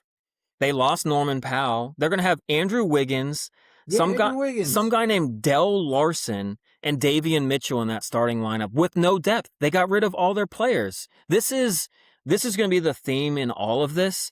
These teams that got one player, we just talked about this at the end of the playoffs. Depth. You're getting one player and getting rid of everybody else. So, okay. Hey, they got Bobby Portis, too. I almost said it with a straight. Yeah, you did. They got no bench now. They're paying so much for, like, Giannis's contract. I don't know, man. I actually don't know if that team is going to be able to compete. The only reason I do is because, again, kind of we use the same commentary as the last one. It's like, I think that identifies, like, we need 2 big stars, and then we need role players.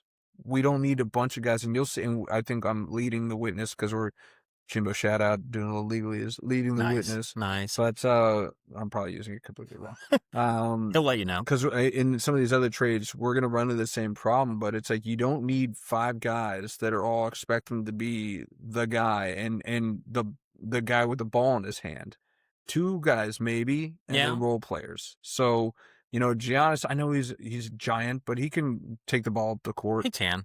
Bam can stay down low. They can, support each other in that regard, and they can fill in roles. I understand that they gave up everybody on their team to get Giannis.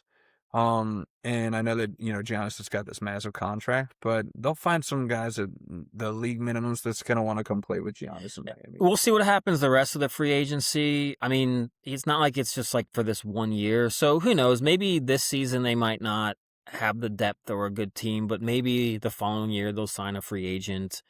Maybe something will piece together, but yeah, I don't know. Same thing when I saw with like Boston. I'm like, oh, Boston, I don't know if your starting lineup is going to be quite as good as it ever was in these last 5 years. So we'll see, though. Yeah, no, I agree, but I think I'm on the other side of this. Then I think that the Heat kind of won out on this. Do you give the Bucks the edge on this trade? I do. I think. I mean, you got to hope Giannis doesn't get hurt. I know he's been mostly healthy, but I just don't know if that's going to be enough to get them to win. And I think you've kind of forked over a lot of your future for this pairing. I don't look, this is also it's a heavy 3-point shooting league, and you kind of got 2 guys that aren't the greatest at shooting 3-pointers. So I don't know how that's going to go either. Yeah, it is a 3-point league, so I'll give you that. But I don't know. I mean, there's only a handful of guys in the league that can really just be. It's true. Impossible to kind of defend. Is Jimmy still on the Heat? Jimmy Butler? No, he's on the Warriors. And there's going to be a lot to see with what happens with him because he's hurt and, well, I don't want to take over a lead in, but the rumor is that's where the King might be going. What, the Heat? No, the Warriors. All right, King James. Yes, so there's another segue. So we'll get to the actual trades, but since you brought him up, Obviously LeBron has officially said, I'm no longer a Laker. I'm not coming back. Yeah. You guys got my son, so Not deal for with that. long. Not for Yeah, long. how quickly are they gonna drop Bronny? ASAP. Do you think it's gonna be before the season starts? We'll really see how much power LeBron James It's gonna has be in this league. Yeah, I'm excited. I'm not excited, but I'm interested. Because if Bronny is still on that team, or if he's not just hanging out in the G League, yeah, we'll see. I'll be interested to see kind of what happens there. But he's a free agent at 42, man. So I know that the buzz and the best odds is him going to Golden State. Yeah. Which I was just talking about. Now it's like, great, this could have been the death of super teams. And then, of course, who's going to be the one to revive it? It's going to be LeBron. Of course, the guy that started it. Dude, I was just singing your praises in the playoffs, man. And you're making me eat every single word. Every single word, man. So, obviously, Golden State's going to be the front runner to get him. If he's obviously made it known he wants to go there. Yeah. So, it's really going to be on balls in their court. And he's balls in their court. Do the Golden State Warriors want him? If you were Steve Kerr, if you were the front office for Golden State, would you want LeBron at this point? Honestly, if you want to take the league minimum like he does, come on, jump on board. I don't want to pay you the $55 million a year you were making the last 2 to 3 years. No way. But look, if he wants to take the league minimum, the guy can play regardless. Knows how to play. I mean, he averaged what in the playoffs? He averaged like 28, 8, and 7 or something like that. Insane. Yeah, the guy can still get it done. Yeah, and he won't have to. I mean, it's the Steph Curry show. He's not going to have to take over. I mean, and like that on paper is the perfect pairing because we always said the biggest issue we had with LeBron's game for the longest time is that he doesn't want to take the big shot. Well, guess who does? I know. Give it to Steph every time. Yeah. And then they want to try to get Anthony Davis. No. I mean, just this would be the all-star team of 10 years ago. It almost does remind me. I know the Lakers had Shaq and Kobe, but when they went and got like Karl Malone, Gary Payton. Yep. Is that what it feels like? Not very much so. Yeah. I don't know if LeBron's that far gone. I know. They were like, we'll just sit on the bench. Give us 5 minutes and a ring, please. We just want to. They're like, wait, you want me to go in the game? Oh, I got to stretch out a little bit. Jesus, man. It's like, where's the massage? I just thought I was going to get the ring at the end of the year. So let's tell. So you would only take him. He's not going to take the league minimum. No, I think he has said. Really? Yes. Him and his agent has said that he just wants, for once, to just go to a place that he's going to be happy. And you know what? At 42, you've been the face of the league for so long. I almost can't get mad at him for wanting to do that. If you're going to take the league minimum, if you're going to sit there and have a bidding war, be recruited by like 4 or 5 different teams. You don't want a decision 42 at age 42? Honestly, if he comes out and makes like a joke of it, that would be funny. I would get a kick out of that. I would. Especially if like I said, if he's just going to take the league minimum, I'm all for it. Taking my talents to the Golden State Bridge. Yeah. I'm serious. I don't know. I've got a soft spot now for him for this. I kind of want to see where he goes. Okay. It's got to be better, Cass, right? He's going home. Yeah. Right? It's either he's going to go and try and just steal one more with like one of the top shooters in the game. Yeah. God, can you imagine LeBron and Draymond on the same team? It's going to be weird. Yeah, fights every practice. That's going to be like when Chris Paul joined the Warriors. Like, and they found a way to get along. Yeah, I forgot that happened. I know, me too. Jesus Christ. So you're gonna I'll take the wild card. I'm gonna say that he goes back home and goes to the Cavs. Okay. You can have Golden State. Thank you. I will. I'll take that. I should have odds on this thing because that's where he's going. But I give you like 5-1. I should get 500. 500 to 1. All right. So he was in LA for what, 8 years? 8 years or something like that? It was longer than you think. Yeah, so 8 years, man. In an 8-year, in a regular NBA, lifespan or career, 8 years is a good time. So you could argue that he had a regular NBA player's career in LA. Yeah. Is he a legend? No. Is he a Laker legend? Nope. I really don't think so. Not when you've got Kareem, Magic, Shaq, It's a Kobe. loaded room. That Legends room is at standing room only at this point. And he did win that title in the bubble. No, I don't want to hear it. I don't know. even count that. That's a half a title. I know, it really is. I think that's what really kills it for him in that whole argument is because, like, he did win a title, but that was just such a coin flip, and I don't know.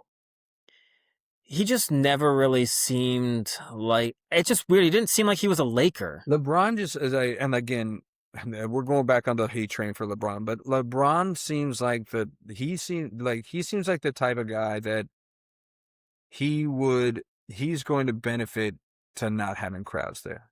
He's going to benefit because it's like I feel like he gets impacted by the crowd. Yeah. More than most. Maybe that's just me. Maybe he's going to come for me now. I don't think they would have won if they weren't in that bubble. I don't think so either. Yeah. I mean, Anthony Davis is great, but that team, I don't think, was the best team in the league that year. Yeah. So yeah, I'm agreeing with you. He's definitely not a Lakers legend. He had half a championship. He arguably wasn't even like Anthony Davis turned back the clock in that series.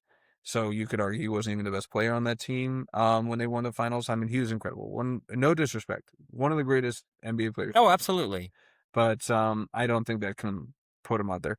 And we're getting on a sidetrack, but I do want to bring this up because, again, this will be his fifth stop, but his fourth team, right? Yeah. Cleveland, Miami, Cleveland, Lakers, and then wherever he goes now. Does that diminish his greatness to you? Like not staying with one singular team? I have this kind of internal kind of mindset where I give more respect to somebody that spent, if not the entirety, but the majority of their career with one franchise. Like Karl Malone. Like, yes, he went to the Lakers for a pit stop. Yeah. But he was a Utah Jazz for the longest time. I do. It's weird because, like, I almost don't think of Shaq as having gone to as many teams as he has, but he has. Boston, Miami, Phoenix. I forgot about Phoenix. I know. But you sit there and you just remember him on the Lakers with Kobe, and you're like... Orlando. I mean, you completely forget about it. He won a title with the Heat, too. Yeah. With Dwayne Wade.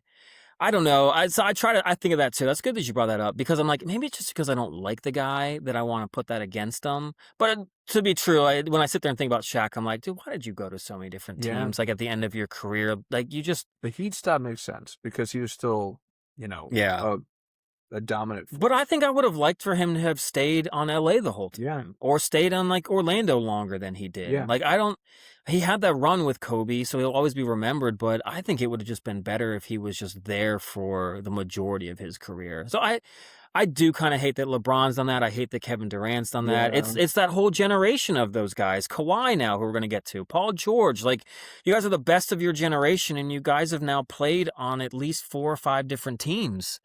Yeah, I especially when it's self-inflicted. It's like you chose to take that path.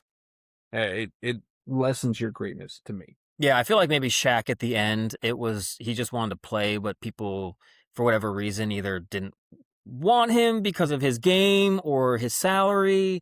So I don't know if he could necessarily superly pick and choose. Yeah, who take him. Yeah, but like our mercenary James Harden, like whoever's going to pay him the most money, he's just going to jump to. Or take him. People just trade him off like a piece. I know. Get rid of him. Just give me something back. Give me something back. Someone's always there to take him. Well, you brought up Kawhi, man, so that's the next one. Let's talk about Kawhi Leonard. He's back in Toronto where he won a chip. I mean, this is one of the trades where I was like, I just don't know where to go with this. Is it good for Toronto? Is it better for the Clippers? Because Kawhi hasn't been relevant for... No, he did have a good year last year, and he did play a decent amount. But, yeah, I mean, he had his run with the Raptors to win the title was more playoff series wins than his whole time with the Clippers of 7 years. That one run. Yeah, 1 year run. They won 4 series. He won 3 with the Clippers in 7 years. Jesus. So then I guess the question is was any of that worth it for the Clippers? No, absolutely not. But it's crazy because this is what teams are doing right now. They're literally like going after and getting these, like the Heat. You are doing what the Clippers did. Why? I don't understand it. Same with the Celtics. You're doing exactly what the Clippers did. I don't understand it. The Clipper. I mean, what does Ballmer have to say now with getting Paul George and Kawhi Leonard and all the collusion to get those guys on a team For nothing. for nothing? You made one Western Conference Finals. That's it. The rest of it was you were overhyped and underperformed.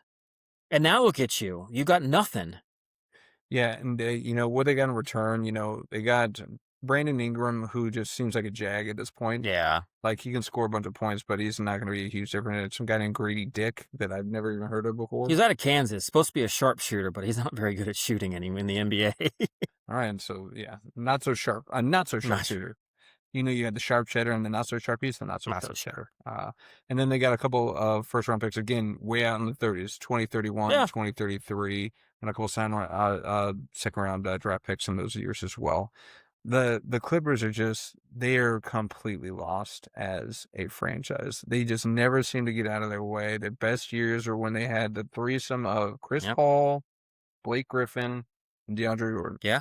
DeAndre Jordan's still playing, by the way. I know, he is. I saw him pop up. I was like, this guy's still playing? Jesus. So, yeah, I mean, that whole I can't believe, again, LeBron, 8 years in LA, that seemed like a long time, but at least he seemed relevant. Yep. Kawhi and the Clippers for 7, it's like, I forgot you lived in that house. I did too. They had like Russell Westbrook on that team for a while. I mean, Chris Paul came, gone, quit, all that stuff. I mean, remember when it was supposed to be Paul George and Kawhi Leonard, like, oh, Clippers are relevant. I know. All of a sudden, nothing. Nope. Nothing came of that. And again, it's like, I've never been, like, Kawhi I'm sorry, for me, if you give me, like, password, what's the first thing that comes up for Kawhi Leonard? It's load management. Yeah. Is a guy just never plays, like, ever. And now I'm worried that he goes back to the team that probably thinks of him as a god. He can do whatever he wants now. He'll play even less. Yes. So it's going to be bad for Toronto. Even though I think on paper, I actually think Toronto would be better than Miami. Scotty Barnes. Yeah. Emmanuel Quickly. Yeah. That's a good threesome right there. I mean, yeah, if they can stay on the court. I know. So I guess I like this better for Toronto than I do for the Clippers, just because I don't know what the Clippers are going to back. But it's like they picked the wrong time, but this would be the time for them to tank. Yep, but I know. The tank is dead, so you're screwed, my friends. And that's what's great. That's why I love this anti-tanking, because now you can't just sit there and say, "Oh, well, we had a good run. Now we're going to get rid of everybody, and now we'll just try to reload in the draft." Not so fast, Mike. You got to be a little bit smarter in that front office. Yeah. And then the last one that we're going to get to is just because, again, I know so little about LaMelo, but LaMelo Ball to the T-Wolves, man. And Charlotte's just dumping. They gave rid of Bridges too, I think. Yeah. And they're just like, it's a fire sale in Charlotte right now. Weirdly, because they had their best season ever. I know. They're like, now's the time. Yeah. Now's the time. That's as far as we see. This is as far as we can go. So let's just tear it back down. Yeah. I don't know I've heard that it was smart of the Hornets for doing it. Just because I don't know if they ever thought that LaMelo, once again, I don't see him as a championship winning basketball player. And the Timberwolves, you just did what we try to say you shouldn't do. Mm-hmm. They lost Naz Reid. They lost Julius Randle. You've got Rudy Gobert as your center, Antonio Daniels as your power forward. Not a great combo, and you've got 2 ball-dominant players. Very ball-dominant, yeah. I couldn't believe all these trades, because it just reminded me of 5 years ago. I thought we were past this. Why would you think that Anthony Edwards basically ran Karl Anthony Towns out of town? Yeah. They couldn't get along because both wanted the ball. LaMelo is a ball hog. He's only slightly better than Trae Young because he's taller than Trae Young. But they play the same game. They don't really play defense. Yeah. Anthony Edwards, if you actually played lockdown defense for a full 82-game schedule, I think this team could be good. But you're not going to. You guys are just going to fight. It's Russell Westbrook and Kevin Durant. Yeah. I'm agreeing with you. It's like, yeah, LaMelo runs point, and you could argue that he's a distributor, but to the same essence of Trae Young. You use a really good reference point right there because he still wants the ball and he still wants to like dominate the shots. And so you have two players on the team that are going to want to be the shot leaders in there, and then you still got Rudy Gobert who needs to be a piece in that equation. Yeah, this a lot of these trades again, it's just on paper, and again, maybe I'm just people are going to come from me like you don't know ball. It's like you're right, I don't, but on paper this just does not seem like a good. Doesn't no, and it looks like you guys are just grasping for the It's like we need to do something, so let's do this. You would have been better off, Minnesota, with Edwards, Randall, Reed, and getting more pieces. Just what the Knicks have been doing, any of these other teams have done. Look at like the Spurs, look at the Thunder. They've got depth on their team with good quality players. They don't have to be superstars. You've got one. The Thunder have Shai. You've got Anthony Edwards. Jalen Williams and Chet aren't superstars, but they've got them. Neither was Naz Reid or Julius Randle, but you can play with them. I mean, I thought Julius Randle was a good piece, and so was Naz. Naz was great for depth. I thought that was a huge loss from them. That's probably one of the reasons why they went to do the trade, was knowing that they couldn't. I think that's what happened with some of these trades is they realized like the Heat couldn't sign Norman Powell. The Timberwolves didn't get Naz Reid, so they're like, I guess we got to blow this up and just bring in another superstar. Yeah. But I don't know. I don't think any of these teams honestly got better through all of this. Maybe the Raptors did, I think, getting Kawhi. Well, the 76ers definitely did. Yeah. But I don't think any of these teams that initiated these big trades, I don't think they got any better. Yeah, I mean, the league's going to look completely different. These teams are going to look completely different. So, we'll see. We'll kind of see what kind of happens there. It's a lot of divorces in the NBA, man. A lot of people just like, and I wonder, it's like Jaylen Brown sounded like he was kind of taken aback by this. Yeah. Like, I'm surprised that this happened. Yeah, I didn't see this coming. I wonder if LaMelo Ball was like this. These blindside divorces in the NBA are on the rise, man. But sadly, it doesn't hold just in the NBA. No, because there's another article out there. I've got another. You got another one because blindside divorces in general are on the rise. Now, you might ask, what is a blindside divorce? Yes, let me know. Are you asking me? Is it kind of like almost like ghosting? Yeah, it's kind of like ghosting. So the defining feature of a blindside divorce is that there's a complete chasm of a gap between the two spouses on how they thought the relationship was going. One of them had been mentally checked out for years. Okay. Filing away every unmet need, any unresolved grievance, and the other one was just, just thinking everything was hunky-dory and like, we're just kind of cruising along. And I was shocked by this, that this is cranking up. But the numbers are here. They're saying it's particularly more common in couples over 50. We got a friend who decided to jump the shark. And he's like, who's leading the charge? DW, shout out, man. You were a trendsetter on the blindside divorces, Look my friend. At you, dude. Hey, man, you're top of your game, my friend. But like, it's crazy to me, and it's crazy to me that like you could just wake up one day and then turn around and your spouse has packed their bags, left divorce papers. You just slap the papers down, they're gone. But apparently, it's happening, man. Like it's crazy, and you even see it on like in the celebrities, right?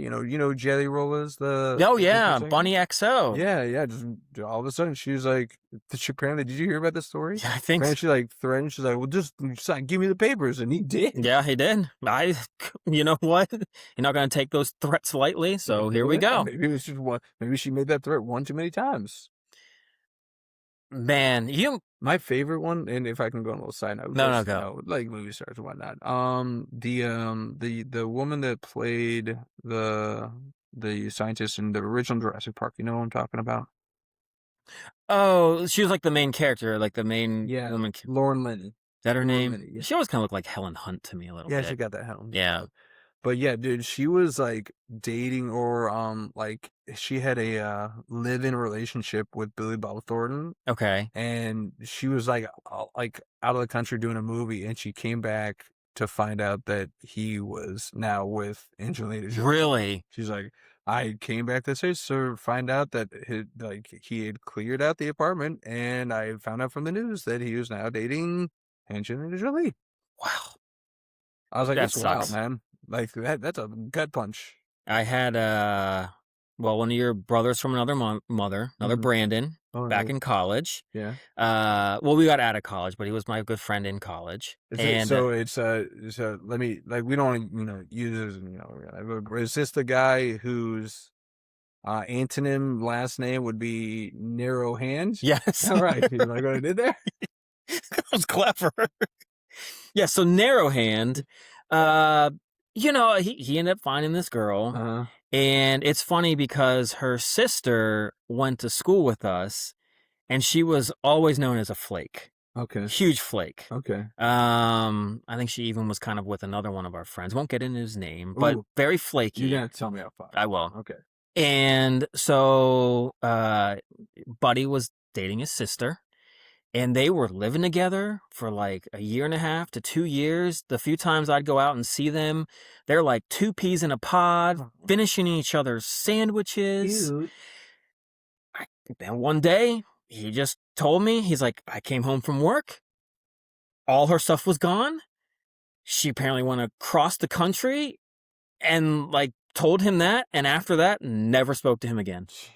Jeez. I don't speak to the guy anymore, so I don't know exactly if they've, found out what happened. But yeah, just packed up everything, U-hauled it, gone to California, La La Land. Jesus, man, I can't imagine. I couldn't especially either. the amount of time you were with somebody for like a year and a half, 2 years. And like sometimes, so now that I think about that, every so often I think about that story, now I'm thinking like, what if I were to go home now Yeah.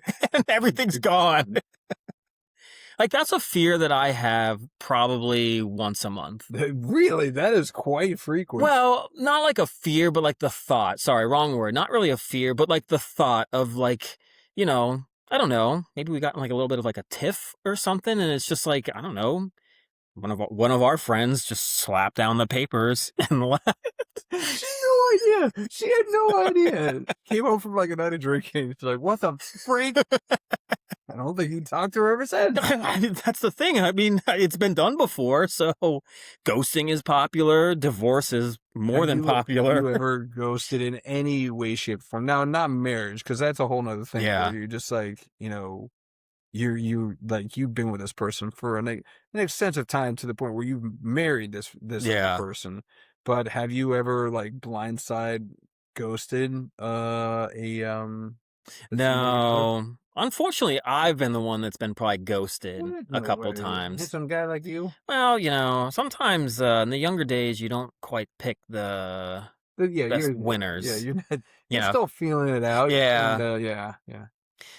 That's an irrational fear you have, my friend. An irrational fear of like, my wife's just gonna be gone. Well, because I think I've spoken before. It's when I did like the online dating. Yeah. I'd sit there and talk to some girl till like 5 o'clock in the morning. I never hear from her again. I'm like, are you serious? Like, just use me for your own entertainment for the night? Oh my God. Jesus, for my great conversation. How dare you? It probably wasn't even that great. I feel like That's probably why. I feel so used. You use me for my talking points? Should you at least use me for something else? Yes, I use the whole thing. Yeah. Right? God. I'm more than a mouth. I'm a body, right? I did. I know you've ghosted somebody. How dare you? I just know it. How dare you, sir? No, but I did. It was a time in my life where, I was not making the best decision. And I was like, how much can I go into this here? Met her at a party. She literally, with her lipstick, wrote her phone number on my chest. Well, that's hot. Right? Yeah. Pretty cool. So I was like, well, I have to try this out. I go we went on a few dates. We were getting to know each other, but I didn't know what her home situation was. Okay. I didn't know what her home situation was because I never met her. So we just met. We were doing slow, even though she wrote her name on my face. But we were going slow. Slow to you? Yes, that was slow. Oh, man. First time meeting. So I go to her house, and she's still living with her ex. Oh, okay. This isn't a deal breaker, but I was caught off guard. She had a kid, and her mom was also living in the house. That's when I was like, I'm just not gonna pick up the phone anymore. You know what? If you were gonna do it to someone, I guess those were like 3 reasons. Oh, all good. Like combined, like it wasn't one, but when you combine them all, that was kind of enough. The kid with the ex, that there is just not. That's not I don't gonna want to work be well. a part of that trying. Yeah. Now I'm sure for the kid. Yeah. She was very nice. I knew qualms with somebody with a kid. But it's what the kid probably would represent with everything else around it. Yeah. That you just were like, sure, early 20s, mid 20s. Kudos for her ballsy inviting me over without giving me any kind of warning. That's actually a huge red flag, probably. Yeah. That probably was the right move for you. She was upset because she didn't think the guy was going to be home. She's like, "What are you doing here?" Oh, really? I thought you were going to be gone. It's like, "I'm leaving." And I was like, "I'm leaving." First day, that drama. Yeah. Man, I really was hoping you'd tell this story and I'd be like, you are such an a-hole. What's wrong with you? No, that was the right move. I think it was. I think I saved myself. I think I saved myself for the right person, and I did. And I married her. No, you did. But happy ending. Hope she had a happy ending, too. From somebody. Just not this guy. Not this guy. No, thank you. Well, Brandon. Yes. Look, I love it. I love doing this show with you. Uh-oh. Because... Are you ghosting me right now? I'll see you next week.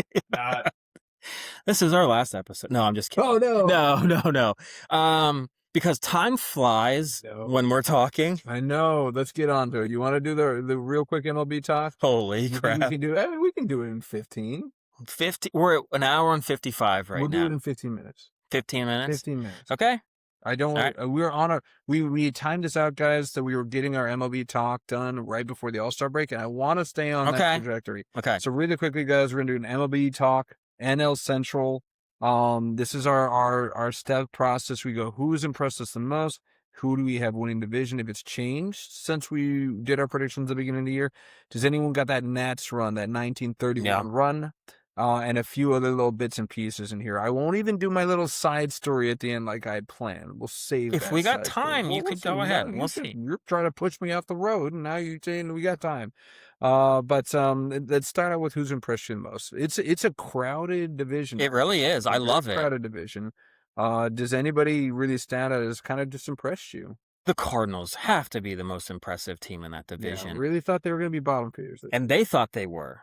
Which is why they're probably not even going to be big buyers at the trade deadline, because they weren't expected to be here, so they're not going to give up on anybody. But they are -10 in run differential.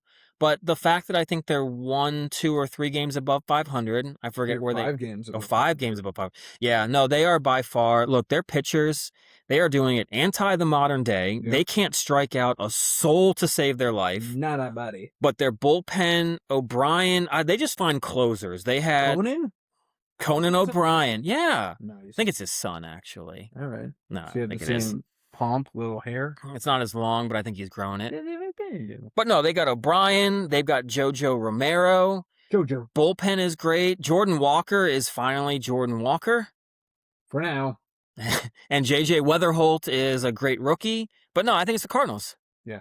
Do you know that Jimbo has JJ Weatherholt on his team now? He traded him. Yeah, he traded DW for Fernando Tatis. That looks like a smart move. Tatis still can't hit home runs. Well, he hit 2, I think, the other day. Oh, whoop-de-doo. That doubles his count. By the way, Jimbo, I'm sorry. Oh. You were beating me like 9-3. Oh, this doesn't seem like a sincere sorry. Week, and then it was like all of a sudden Saturday hit, and all my hitters decided to actually come to bat. I should have beaten you 7-5. If only I had started Luis Garcia all week. Didn't know that he'd be the best fantasy player. Actually, better than Junior Caminero. Ooh. Even though he's hot for you right now, and still got you a loss. But that was a good matchup. You were playing well. I wasn't. I still beat you, but only 6-5. Hey, 6-5, man. That's going around. Man. It really is. 5, man.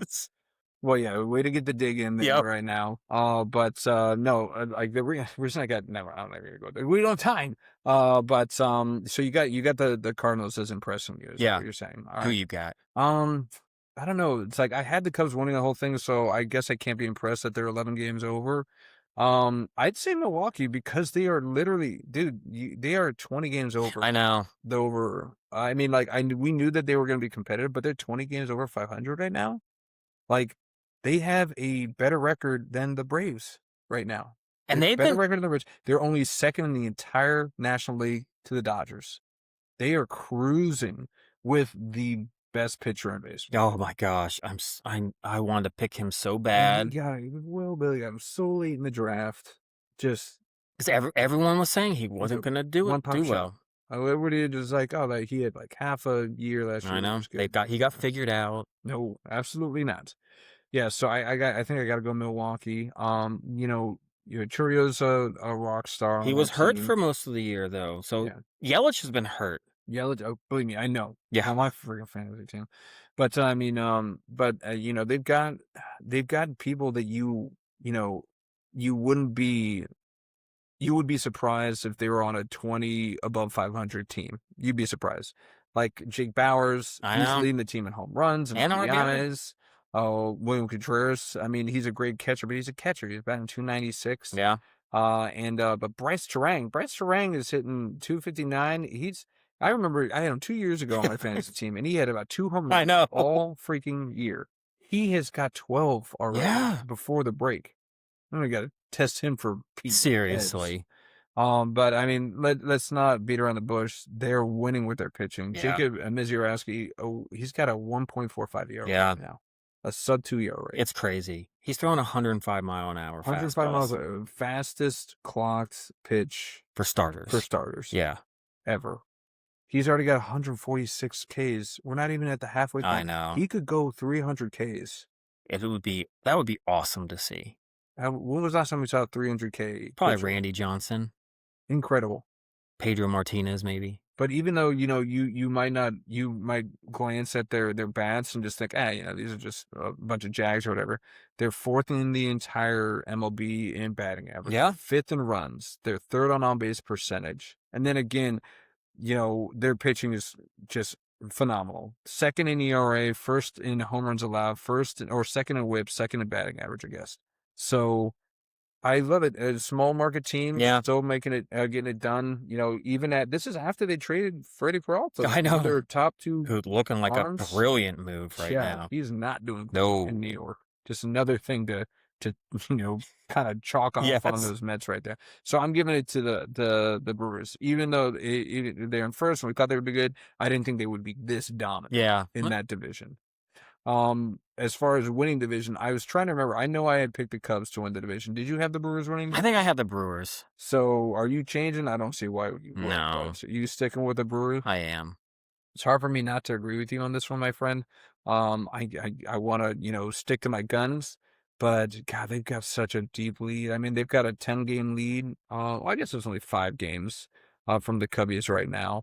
But as long as it's all going to come down to the health of those arms. Yeah, and the Cubs have already lost a lot of health in their arms, so they're going to have to really rely on that offense. Yeah, which they can. They got a lot of bats. They do. PCA, man. I mean, just you can't even say second quarter of the season. I mean, he's just been incredible. Unstoppable. Like, I mean, every other game he's hitting a home run. If not every game he's hitting a home run. And he's stealing bases. He's actually he's going like 2 for 4 every game. I mean, it used to be he'd hit home runs, but the average wasn't there. Guy's on fire. Yeah, he's got 19 home runs. I would love to, I didn't pull the data, but I'd love to see where he was at the end of May. I think he's hit like 12 or 13 in June. Incredible. Yeah. That's incredible. Have you gotten a lot of texts from Jimbo because we were crapping on PCA? Has he been bugging you to crap about how good he's been doing? Not really. No, he's been keeping he's been sending it to me. I'm like, I'm the Jimbo. Like, send us the one who's crapping. I'm sending those to him. Don't send them to me. I forgot. I beat your team with PCA and Caminero. Oh, wow. Wow. Right. You're just dragging Jimbo. We're back to the olden days. The good old days. But yeah, I think we're both aligned. I think the Brewers, unless something catastrophic happens, they have to win that division. Yeah, I think so too. But I mean, I don't think either of us had the NL Central having 3 teams in the playoffs, but that's what they're tracking. It is. It's awesome. Cubs, and I think that right now the season ender right now, Cardinals would hold the 3rd wild card. Would they? Okay. I know them and like the Padres, I think, are neck and neck, I think. Yes. Yeah. But to think that the strong AL East is only gonna have one I know. team coming out of that? Well, Maybe the Phillies Phillies. are, yeah. Phillies are charging right now. So we'll see. All right. Well, with those two teams, phenomenal. We don't have a lot of options as far as teams pulling a 1931 run, man. But do you give? It really comes down to either the Reds or the Pirates. Is anybody going to make a run in this division? Honestly, I think the Pirates can. I think they've actually, if you really look at their numbers, they've kind of, I think they should have a better record. They're fourth in runs. They're first in hits. Their OPS is second. Their offense has played great. The pitching hasn't been but so bad. The ERA is not good. Paul Skenes is not pitching great. Yeah. They 3.36 right now. Yeah, he got lit up by the Phillies, and I was digging a little bit more, and a lot of opposing players are saying it's just not as crisp. He's just not pitching as well. I don't know. Some people are blaming that he went to the World Baseball Classic.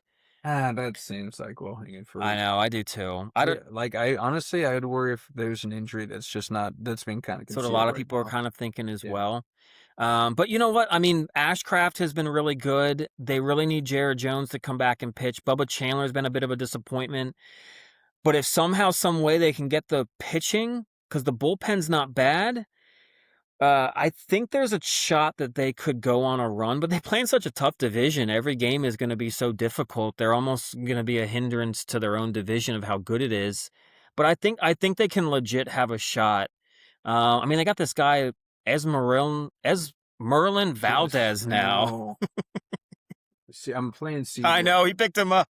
Picked him up right before I was going to. Well, I noticed you made a nice change as well, though. I did. To DW's chagrin, I'm sure. Oh, yeah. Finally dropped Blade. I finally dropped him, and I got my old guy back. I got Mickey Moniak back, because he has been on fuego. I know. On fire. I'm glad Blade helped you out against the teams when you really needed it. But he's one of those guys I held on way too long. I was like, oh man, he's going to get it back. He hasn't hit a home run probably in like 3 weeks. I know. I saw that. Go, buddy. And Mickey is on fuego. But yeah, I was looking at getting Esmeralda Valdez and dropping Blade. No. Seabear literally beat me by like a day. Oh, no. I was going to pick him up because this guy's on fire too. And he still is. Still is. Yeah, man. Keeps hitting, man. Good for him. Yeah. But yeah, it's fascinating with the Pirates. To your point, it's like going into the season, especially when you got like one of the best arms in baseball, in Paul Skenes, you thought that the pitching might be their strong suit. Complete reversal. Like you said, third in batting average, fourth in runs. If you had said that, if you would give me these batting stats, instead of the Pirates, I never would believe you. No, I wouldn't either. I'd be like, it's the Cubs or the Brewers, right? Yeah, absolutely. So it's pretty, and this is, again, in the entire league, right? Yes. So it's not that they're doing this in the division. They're third, fourth in the league. Yes. Doing this. So that's incredibly impressive. So, yeah, I could see them going around. The reason that I'm going to say no, and I don't think anybody has that, is because the teams in front of them, they're kind of clicking. They're very recently could jump the Cardinals, but I don't see them catching the Cubs. I wouldn't either. The Brewers. I mean, the Cubs are going to be intriguing just because they have lost so many starting pitchers. Like, it's literally just going to have to be a slugfest. Yeah. Fun games to watch, but they're going to have to be busy at the trade deadline. They're going to have to probably try to get, well, like everyone, Scooball. Yeah, well, that's going to be a bidding that I think that they're not willing to kind Apparently, they don't have the farm system as like the Dodgers or Rays do. Well, and again, it's like, even if you did, like, you're building for something, all right? Do you want that short-term success, or do you want to be the Brewers? You need to build that farm system up. If anything, they should probably toss Mitch Keller out there to a competitor, somebody that needs an innings eater. Yeah. At the trade deadline. Because Mitch Keller, I mean, he's a good rotation piece, but he's not going to be a difference maker for you. But he could be for a contender, and you could probably get some good return on him. Yeah. But I don't know if you're really going to push all the chips in and go for a Scuba right now. I do have a sidebar question for you on this Central. Right now, long term, not just the season, but just long term, your franchise. Who would you prefer? Who would you rather have? Would you rather have Paul Skenes or Mizrachi? I don't know if I couldn't. I still got to say Paul Skenes. Yeah. I don't know if I'm just going to let this kind of first half of a season dictate anything. Well, in the second half of last season, Well, I know maybe the first half of last season because he made the All-Star game last He year. did, and then he faltered. Paul Skenes has been dominant since he's been in the league. The guy still has like a 3.6 ERA. Yeah, he has a 3.6 right now. I mean, it's just we've been so used to him just having like a one, like what Mizorowski's doing this season. What's not to say that Mizorowski doesn't have the same thing happen? I don't know. I'll be honest. I don't know if Mizorowski can withstand keep throwing these 105-mile-an-hour fastballs. I think Skenes makes it look easy. I don't think Mizorowski. He's so slender and slim. I don't know if he can keep all that up. I mean, he's the Wimby of the MLB. He's like 6'6". Yeah. He's like 220 soaking wet. I'm with you in Paul Skenes again. It's like his throwing motion just seems a little bit more effortless. It's just like Mizorowski. I mean, we'll see how he does in the second half, but I mean, it could be 2 years in a row where he gasses out halfway through the season. Because again, to your point, 105 miles an hour, that takes its toll. It has can't to do that over the longevity of even an entire season, let alone a career. You're not going to be throwing that fast. You can't. I'm sorry, the physics behind it, that's not sustainable. It's not. just not. So he's going to have to learn to throw secondary Or pitches. he's going to blow his elbow out 3 times over. You're going to have 2 TJs in the next 3 years. That's kind of what I think is going to happen. And again, that's what we talk about. It's like it's so negligent for pitching coaches to allow this to happen. If I'm his pitching coach, I was like, take a couple of MPHs off of that fastball so that we can like sustain this. Just take a couple off. You don't need to be throwing 105. I know. You got the record. Fastest ever by a starting pitcher ever. Let's bottle that and let's slow the F down. I mean, I almost wonder if at the end of his games, if they just have this, like, if Mizorowski's like, yeah, my arm feels great, I could pitch tomorrow, they're like, okay, then keep going and throwing 105. But the second you feel like arm is tired or hurt, then, like, I don't know. It's too late at that point. That's what I'm saying. It's like you can't wait until, okay, now it hurts. Well, the damage is done. Great. You see it all the time. These pitchers feel fine, and then one snap, and they're like, I'm toast for the rest of the year. I'm done. So would Will Billy's takes team. one throw. It does. It just takes one throw. But if you continue to push the envelope, you're more likely to hit that. It's gonna happen. It's impossible to say because he's the number 1 player in fantasy baseball right now. For those of you fantasy heads, Will Billy will never trade him. Never. I wouldn't either. But he should. He should trade him for a King's ransom. He should trade him to you. Yeah. For all those people on the IL, just like Jimbo tried to do. Murakami's coming back. That's right. I saw it. Yeah, you need him. You're fine. You don't need him. My team is so stinking good. It's okay. Hold on. We got to end it real soon, but I can't see you anymore. I don't. How far back are you? Don't worry. In the standings. I'm having a little slippage. I'm fine. You were second for a while, and you were talking about how you're gonna nip on my heels, and how I'm scared that you're coming for me. And you're where? Then my bats fell asleep. They did. They fell asleep hard. I blame TODD because my bats did very well against him, but he had a incredible bat. Yeah. And then they just went silent. I think I had 3 home runs last year. I think I got 3 home runs this week, last week. Like my bats are just completely quiet. But they go in waves. I'm not over sweating it because it's gonna come in waves. I lull you to sleep and then I come back with a vengeance. I'm beating Seabear 7-5 right now. I love your confidence. Giovanni was doing great. Dang it, I jinxed him. He had 8 strikeouts in 3.5. He ended up going 5 innings and giving up a 5.4 ERA. That's right though, because Urania. Oh, we didn't get him. Whatever. I'm not going to spend that. He didn't give me a QS. I hate this QS thing.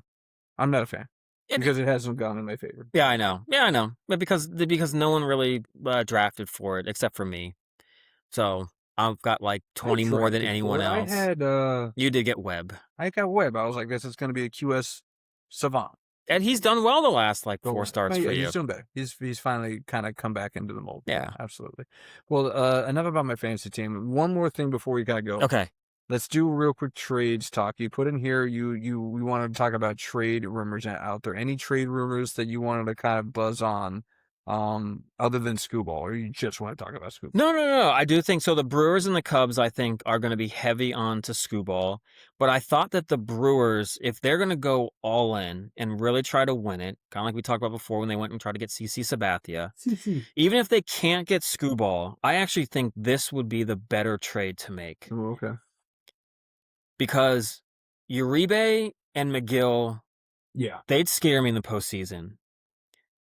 Josh Hader from the Astros. You want him to come home? Come home. And also get like Isaac Paredes. So get like 2 players. Give up some of their farm system for those guys. Because they do need like a good third baseman, corner infielder. Okay. But I think they should go with bullpen. I think that might shore them up to really take on the Dodgers. Plus, the reason why you want Hader, he's a lefty. Go after Freeman and Ohtani in the postseason. So you're already looking ahead to the Dodgers. I am. Because that's going to be must-see baseball because they got swept by the Dodgers last year. And you know that's going to sit in their minds. So they're going to be looking for them. And I think that might be what they need. He might be like, remember when Andrew Miller on the Guardians just came in and just flamed through everyone for them to make it to like the World Series where they lost to the Cubs? They're going to use Hader for that against like the Dodgers. Like every time that the Ohtani Freeman lineup come in, bring in Josh Hader. Okay. Whether it's the 7th, 8th, or 9th, just bring them in. Being in the 9th, just so you're going against their top hitters, bringing the guy, especially a lefty specialist. Because then you've got the McGill and Uribe that could go 8 and 9. You could switch those guys up to the matchups. It would be so. That would be like when the Royals, 7th, 8th, and 9th. They were so scary. The Royals just needed to get to the 7th inning with the lead, and then they had I forget the names of those guys, but they were like automatic. Yeah. These guys could Wade Davis and Holland. Was it Holland? No, Wade Davis was our closer. Who's the other guy? I've lost it. Yeah, I can't remember him either. I had it. But yeah, I think that the Central will be interesting because again it's so competitive. I could see some trades going in and out of there. I would be, because the Cubs, and they've never been fearful of making big swings at the deadline, and we talked about the injuries that they've seen, especially on their pitching staff. I don't think they need to go after Skubal per se, but I could see them doing that. Yeah. But there are other guys that are being whispered as, potentially on the fence. Like they could go out, the Cubs could go out and get Sonny Gray. And, I saw that. Be a great match for them because he's an innings eater. He can take a really good spot in that rotation. He's a vet. He knows what's doing. Robbie Ray would be a good one for him too. I like that one too. And I don't know. I've been hearing who's on my fantasy team, so I'm a little bit scared. But Casey Mize apparently is being whispered around as a potential trade chip, which is kind of wild to me because that is in like competition. If not, for that AL Central. Well, do they assume then that they'll have lost Skubal? I think they will. Yeah. So it's crazy to think with those 2 arms that the Tigers are already punting. Yes. That's wild, man.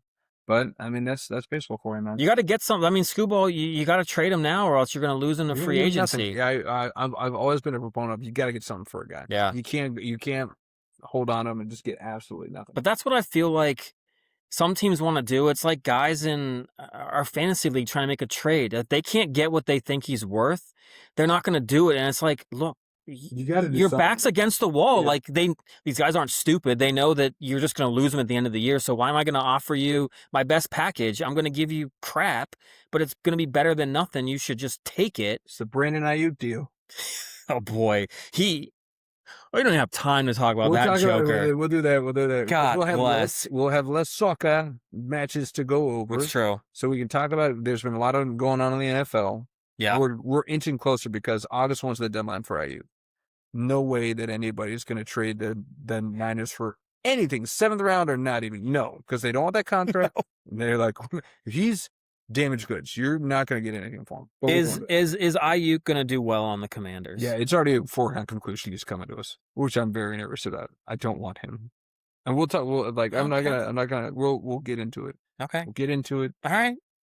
But yeah, we'll see. The Ayuk stuff kind of going on, but I'm interested. I love I don't know, the trade deadline in baseball always just has a different level than I feel like any other It trade does. deadline in professional You sports. can see so much that happens, and it's almost like it doesn't completely change the teams, but so much because they generally get some good prospects in it. But yeah, it could pull a team over the hump Yeah. and make them contenders. And it is probably the best trade deadline of any of them because Yeah. you'll see a lot. You'll see a lot of different moves though, whether they be small or large. I mean, the Nats made a couple bullpen trade deadlines when they were 19 and 31 that ended up being great for them. So Yeah, little things. It doesn't have to be a big swing. No. It could be just a little. They're those role players. Yeah. Maybe they didn't make all the difference. There was the one guy on the Nats, I can't remember. He was a like an infielder or something, but he's the one that like started their home run rally with like the whatever cap they used. But like, yeah, it was like the big cap. he was like their like linchpin to start all of that. What was his name? Was he from like Gerardo the Parra? Yeah, Parra, yeah. he started all that in the clubhouse. Baby Shark. Yes, that's what it was. And it's just like that was a trade deadline guy. So it doesn't even have to be a guy that even necessarily plays every day. It could just be a utility guy that can literally guide a team to that victory. Absolutely. No? Good pull, man. Yeah. All right, man. Well, we wrapped that. I told you we do it in 15 minutes. We did it 15, then we had a little side thing. Yeah, that's fine. Here. So, guys, next round, we're going to be closer. Argentina still has to play for me. Yep. You still got anybody left in the round of 32 in your I don't think so. Draft? No. So you're locked in 4 wins, 1 L. Yep. So you got 4 points. I think you're going to be 4 wins and 1 L. Yeah. though. I mean, let's hope. Don't put that on me, Ricky Bobby. I'm just waiting for Argentina to kind of punch it against Cape Verde. Cape Verde. So you will be neck and neck, 4-1. I like it. I know. So we're that feet juice is still dead heat right in the middle. We both got 1 foot in that juice. Right? Yeah, we do. That U.S. Belgium is going to be a big one. Chomping at the bit. Like before we end, I foresee this. This is my prediction right now. I foresee this because I'm looking at how the brackets break it down. Let's be honest. Argentina's got a really easy path. They do the easiest path. Super easy path all the way to the final. But France looks like a runaway train. Yeah. I can see a France-Argentina Me finals, too. and then I can see that game being the decider. I'm guzzling that sweaty toe jam. That's how I hope it's going to go. Oh, man. That's what he said. We have to watch that game. Oh, we do. I know. Do a live post. No, because then we can't watch. I know. We got to watch.